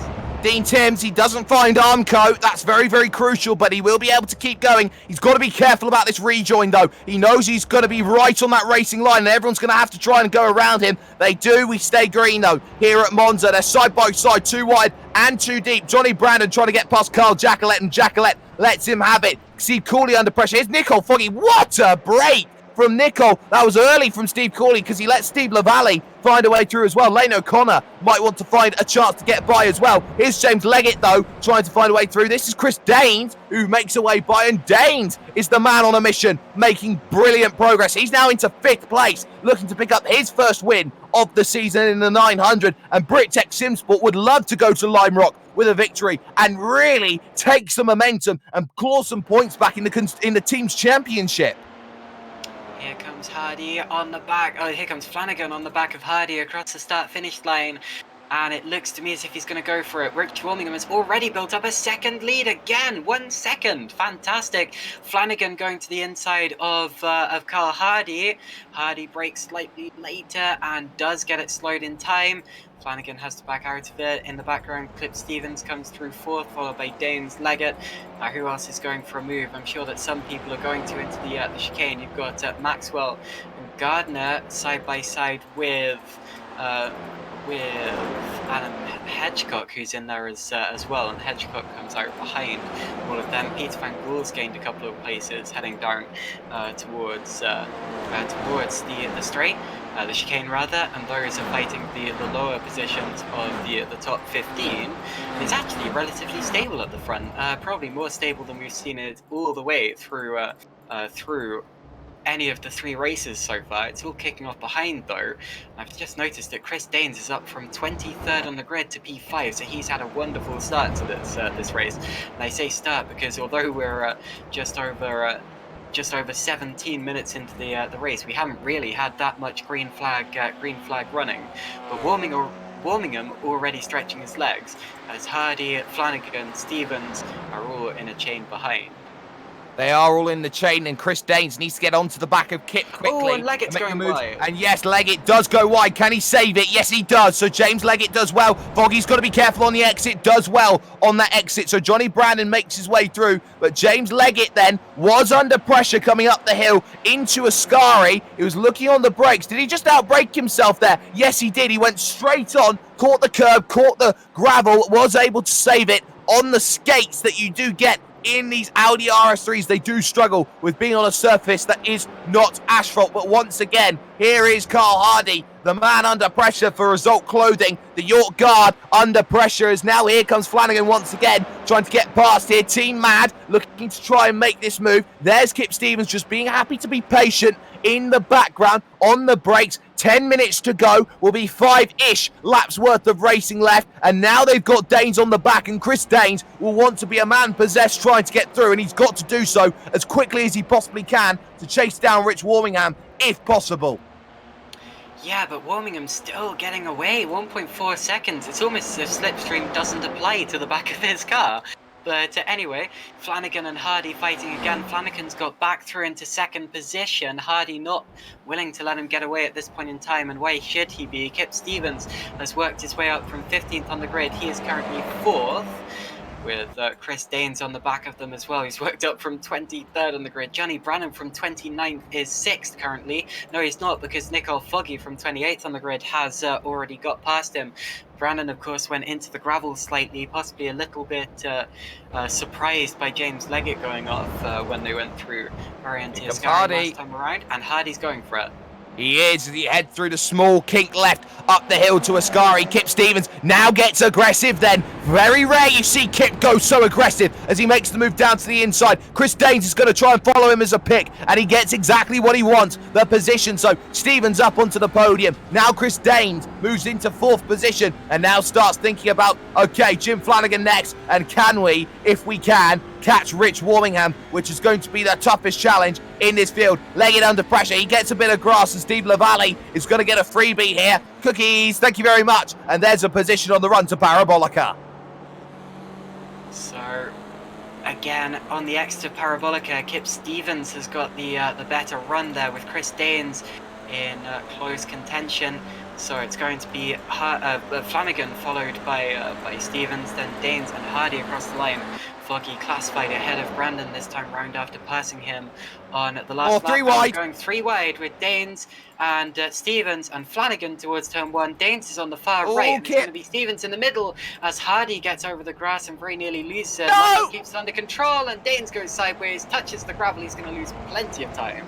That was all contact. Contact with Jim Flanagan there on the inside. Was always going to end up in tears at 3 wide, but Kip Stevens now moves up into 2nd and 2.6 back off of your race leader, Rich Wormingham. All of a sudden, Nicole Foggy and Chris Danes and Carl Hardy and now Johnny Brandon all start thinking about, let's have a little scrap together, shall we? Carl Hardy on the inside, and straight on goes Flanagan, and he'll be taking a slow down penalty for that one. And all of a sudden, it's a freebie for Chris Danes now, who has to go around the outside to make this move happen. And he gets his rebuttal for what happened earlier on. Carl Hardy losing out then to Johnny Brandon as they go through all positions, all changing, all of the and time at the moment. But we are very, very quickly going to bring Adam McNally in for conversation. Adam, a big incident for you, causing the caution. What happened from your end?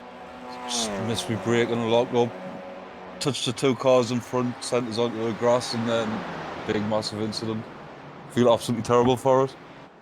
Well, a big incident, but it does bring the field all close together like this. It's a shame as well, seeing as the one person that you did hit happened to be your teammate. Oh, first rule of racing, never hit your teammate. Oh, failed on that one. Well, it seems it's back to teammate school for you then, before we let you go. What are you thinking? Lime Rock in a week's time, how's that going to play into your hands? Right, definitely got a penalty coming for it, but it's got to be better than the night's performance. Oh, I really hope it's better than the night's performance. Well, it's a sad end to a night which has not been Adam McNally's favourite, as he does not finish this race overall. But crucially, though, the gap 3.8 for Rich Warmingham, who is absolutely fantastic. Here's Nicole Foggy fighting with Jim Flanagan, and all of a sudden, Johnny Brandon might want to do a repeat of what he did in race 2. Thinks better of it on the brakes. Nicole Foggy a lot better, and Flanagan gets a turn from Johnny Brandon in through turn number 1, and Team Mad's Day goes from bad to absolutely diabolical as they now look to try and get back going again. Flanagan ahead of only Lee Deemer now as they go through, and Jim Flanagan will not be happy that he's been turned by one of the main championship contenders. Well, Flanagan clearly didn't know that there was a second car there, but to be honest, even if he did, it wouldn't really have mattered because Brandon didn't get anywhere near far enough alongside of him to go for a move. And to be honest, I think most of the blame there, not 100% of the blame, but most of the blame goes to Johnny Brandon for that one. Whatever the case, Jim Flanagan has been turned and drops a long way down the field. Brandon got away with it relatively okay. He's actually closer to Foggy than he was before, surprisingly. Foggy possibly being held up a little bit by the chasing train in front of him. Kip Stevens, the car directly ahead, and this would be a really good result for Stevens if he was to pull it off. Remember, of course, he finished a lap down in race 1, and due to the topsy-turvy nature of BSR and the reverse grids, he's now fighting for a podium in race 3. Well, Chris Daines has gone up into second. He got the move done around Curva Grande. Kip Stevens lets him have it through that section. So Kip Stevens currently on course for 1 point of showdown points, which he can put in the bank. And that would put him, if he stays inside the top 9 of the championship, to 10,001 points in the last 9 rounds of the season. So for that, Kip Stevens needs to hold back Foggy and Brandon, but ultimately he's running out of time to do so. There's going to be 5 minutes on the clock for one Mr. Rich Warmingham, who is leading this race absolutely fantastically at the moment. 4.6 now, the gap at the front. But here's Kip Stevens blinking about a little bit as he makes his way towards turn 1. The Rettifilio once again. Nicole Foggy, the flying Scotsman, down the inside, looking to make the move sorted, and gets it done. A very good move up into the podium. Up into the podium goes Nicole Foggy. He's on course for what will be a triple podium, I believe, because he was first in race 1, second in race 2. Now he's P3 and looks as if he might be about to challenge for P2 as well. Once again, Rich Warmingham has built up a 4.6 second lead. This is what he had before the first caution. And it looks to me as if Rich Warmingham is fired up for this race, and especially for the restart, he is just getting away into the distance. Even if Foggy gets past Daines, Warmingham may be unassailable, probably will be, but Foggy wants to go for it anyway. He's got that car, that Audi RS3 of Chris Daines in his sights, filling his vision at this point in time. Down the straight we go. He will be fixated on the rear of that car, and as we go towards the Variant Ascari, he will fixate on the apexes and fling his way through, hope to get a better exit than Chris Daines. In the background, they're going side by side with Jacquelet and Lavallee. Lavallee on the outside, Jacquelet getting a touch. Jacquelet's going to go slightly wide on the exit, I think, and Lavallee still goes alongside him again, and there's more contact between the two of them. Jacquelet does well to get out ahead in all of that. And Lavallee, despite giving him a couple of touches, stays in that position, goes for it again towards the Parabolica. They're going to go 2 by 2 because they've got O'Connor and Flanagan on their tail as well. And still they run side by side through Parabolica, Jake. That was not 2 taps. Those were 2 massive love bites there from Steve Lavallee to Carl Jacquelet. They go through. He's got the move, but Carl Hardy's not giving this one up. Let's fan it out 3 wide with 2 laps to go here at the circuit of Monza, with time being the way that this one is going to be worked. Look at Carl Hardy. He's done well to get himself to the outside. Now, can he be later on the brakes? As look at that. On the brakes, a bit too deep, I think, there from Steve Lavallee. Can he check it up? Yes, he can. And it also allows Lane O'Connor to get the lot of them. What? That's ridiculous. 3 for 1 at turn number 1. As now Johnny Brandon gets past Kip Stevens. Foggy gets past Chris Daines. And now they fight it out to the Della Roggia. All of a sudden, the fight for the podium very much on as they go through this section and cut the nose off of Johnny Brandon. Why don't you, Chris Daines? He wants Foggy all for himself. O'Connor drove fantastically there, really anticipated the situation, but Foggy has also driven fantastically. He's got up into second position now, ahead of Chris Danes. Both of these drivers started in the 20s in terms of grid positions, and are now fighting for second and third position. Danes may want to come back to him here. They've got Brandon and Stevens on their tail. Brandon ahead of Stevens now, if he wasn't at the start of the lap. And here comes Danes to the inside of the Variante Ascari. It's a difficult place to pull a move unless you can get all the way alongside, which he has done. He's sticking it there and has every right to, and Foggy uses the second apex, the right-hander, to get the advantage. But now look at this. Johnny Brandon's picked up the run of the century, looking to try and make sure that XV Racer get 1, 2, and 3, but he's boxed on the inside by his teammate. You've got no room at the end. You have to bump draft, and that's not going to help Johnny Brandon, stuck on the outside of Parabolica. Chris Danes has been a tricky character to deal with all race long, and the white flag comes out for Rich Warmingham on time itself. And now Johnny Brandon gets back to the inside. Will try and draft his teammate all the way through. Side drafting there. It's Chris Danes trying to get everything that he can back out, but again he's boxed in, and now the gap, the door opens. Then Nicole Foggy lets him have it as they hit the rev limit to 235 k's on the brakes into turn number 1. The fight for the podium very much on as they go through. Can Foggy hold it together? Yes, he can, as he gets a push from Danes going through. Stevens now just behind in 5th position as they fight for what is 4 into 2. 2 will not go, and it's the 2 XVR teammates going at it together. They came together, the 2 title contenders, in round number 23, the last one we saw at the final corner. Will we see something the same? Chris Danes wanting to make it 3 wide on the brakes. Nope, not going to have it, but too deep goes Nicole Foggy. They chuck each other up, and suddenly Danes has himself a whole shot here, heading to Lesmo 1 as he thinks about diving down on the brakes to the inside. Room having to be given by Nicole Foggy. He gets what he wants. Johnny Brandon struggling a little bit behind, needs to find a way through, doesn't quite see it for the moment. So now, next up comes where do you go to Ascari, which Rich Warmingham, for example, though, is in absolutely perfect position, and he's trying to run away from this field, and he has done all day long. What about Kip? Kip wants to get himself in, but look at Danes again, down to the inside, wanting to get to second place. And will he fight Foggy again? It's same as last time. It's exactly the same as last time, but he's into the line of draft ever so quicker, as now here comes the push, now here comes the drive as they look to try and go through. Again, outside line it must be, Chris, if you want to get it, and Johnny Brandon's going to give him the push.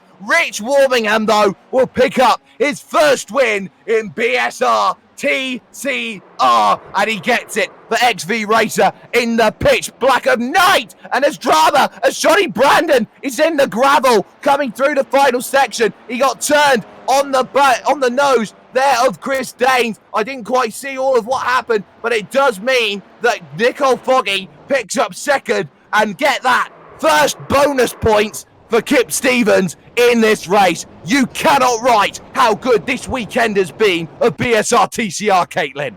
And I tell you what, it was exactly the same as in race 2 in the fact that Brandon and Foggy made contact again. This time it was Brandon slightly missing his braking touch in the back of Foggy, and in trying to get it turned in, ended up colliding with Chris Danes as well. So that was Brandon's own fault, bounced off the barriers, and he has crossed the line now in 8th position after all of that. So Nicole Foggy will comfortably lead the championship this round, just as he did before. Rich Warmingham, though, fantastic victory, won it by 7.4 seconds. Fantastic from him. I was worried that he was going to lose it due to the caution, but he didn't let it phase him. Nicole Foggy claims a fantastic second position as well. Kip Stevens, wonderful third. Chris Danes, 4th. LaValle, 5th. O'Connor, 6th. Jacqueline, 7th. Then it's Brandon, Janowski, and Flanagan, the top 10. They've all crossed the line. We're just waiting for the drivers at the back to finish. But what a race once again. Well, what a big incident that all was. But classified results there, we see Rich Warmingham pick up the win, 7.4 seconds ahead of Nicole Foggy, Kip Stevens, Chris Danes there in 4th. I'm sure we've gone over this. Steve LaValle, top 5, Lane O'Connor 6th, Carl Jacqueline in 7th, Johnny Brandon only 8th, with Julian Janowski recovering back to 9th, Jim Flanagan rounding the top 10. I'm sure we've said my mind's been a little bit elsewhere for the last couple of moments. Lee Deemer, though, gets 11th place after starting 25th. Peter Van Gool gets 12th. as Carl Hardy gets himself back down to 13th in a struggling battle. Charles Kellyman the same to 14th, with Adam Hedgecock only 15th, only gained 3 places. Ethan Bass gains 11 from near the back. He gets 16th place come the end, with 17th going to Dan Brown. 18th in the end, James Leggett, who fell back, as did David Ayers. Andy Maxwell, though, could lose some points then in terms of his amateur category championship lead, as he can only manage 20th in the last race. 21st in the end was Scott Malcolm, followed by Dan Blake, then Sean Gardner, Ashley Beard, who will be gutted with that, Martin Sampson, Steve Cooley, who dropped back at the start, Dean Timms, who got involved in a couple of incidents, John Roberts, then Adam McNally, who crashed out causing the caution, and Michael Bingham, who crashed out on the very first lap with Julian Janowski for the lead of the race.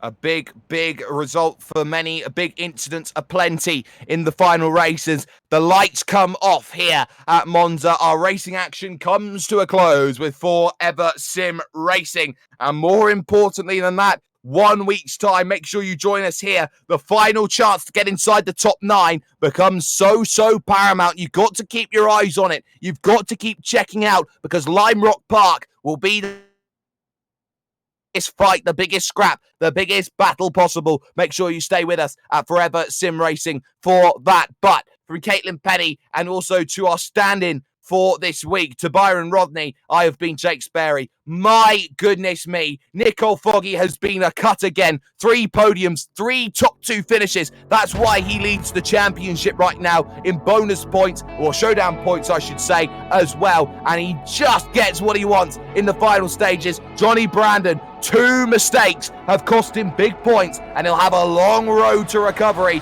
and he's got to do so at his best, his level best as he goes. He's a man with a plan. He's got to find the master plan now as we head to Lime Rock and everyone else fights for one of 9 magical spots. We'll see you in 1 week's time.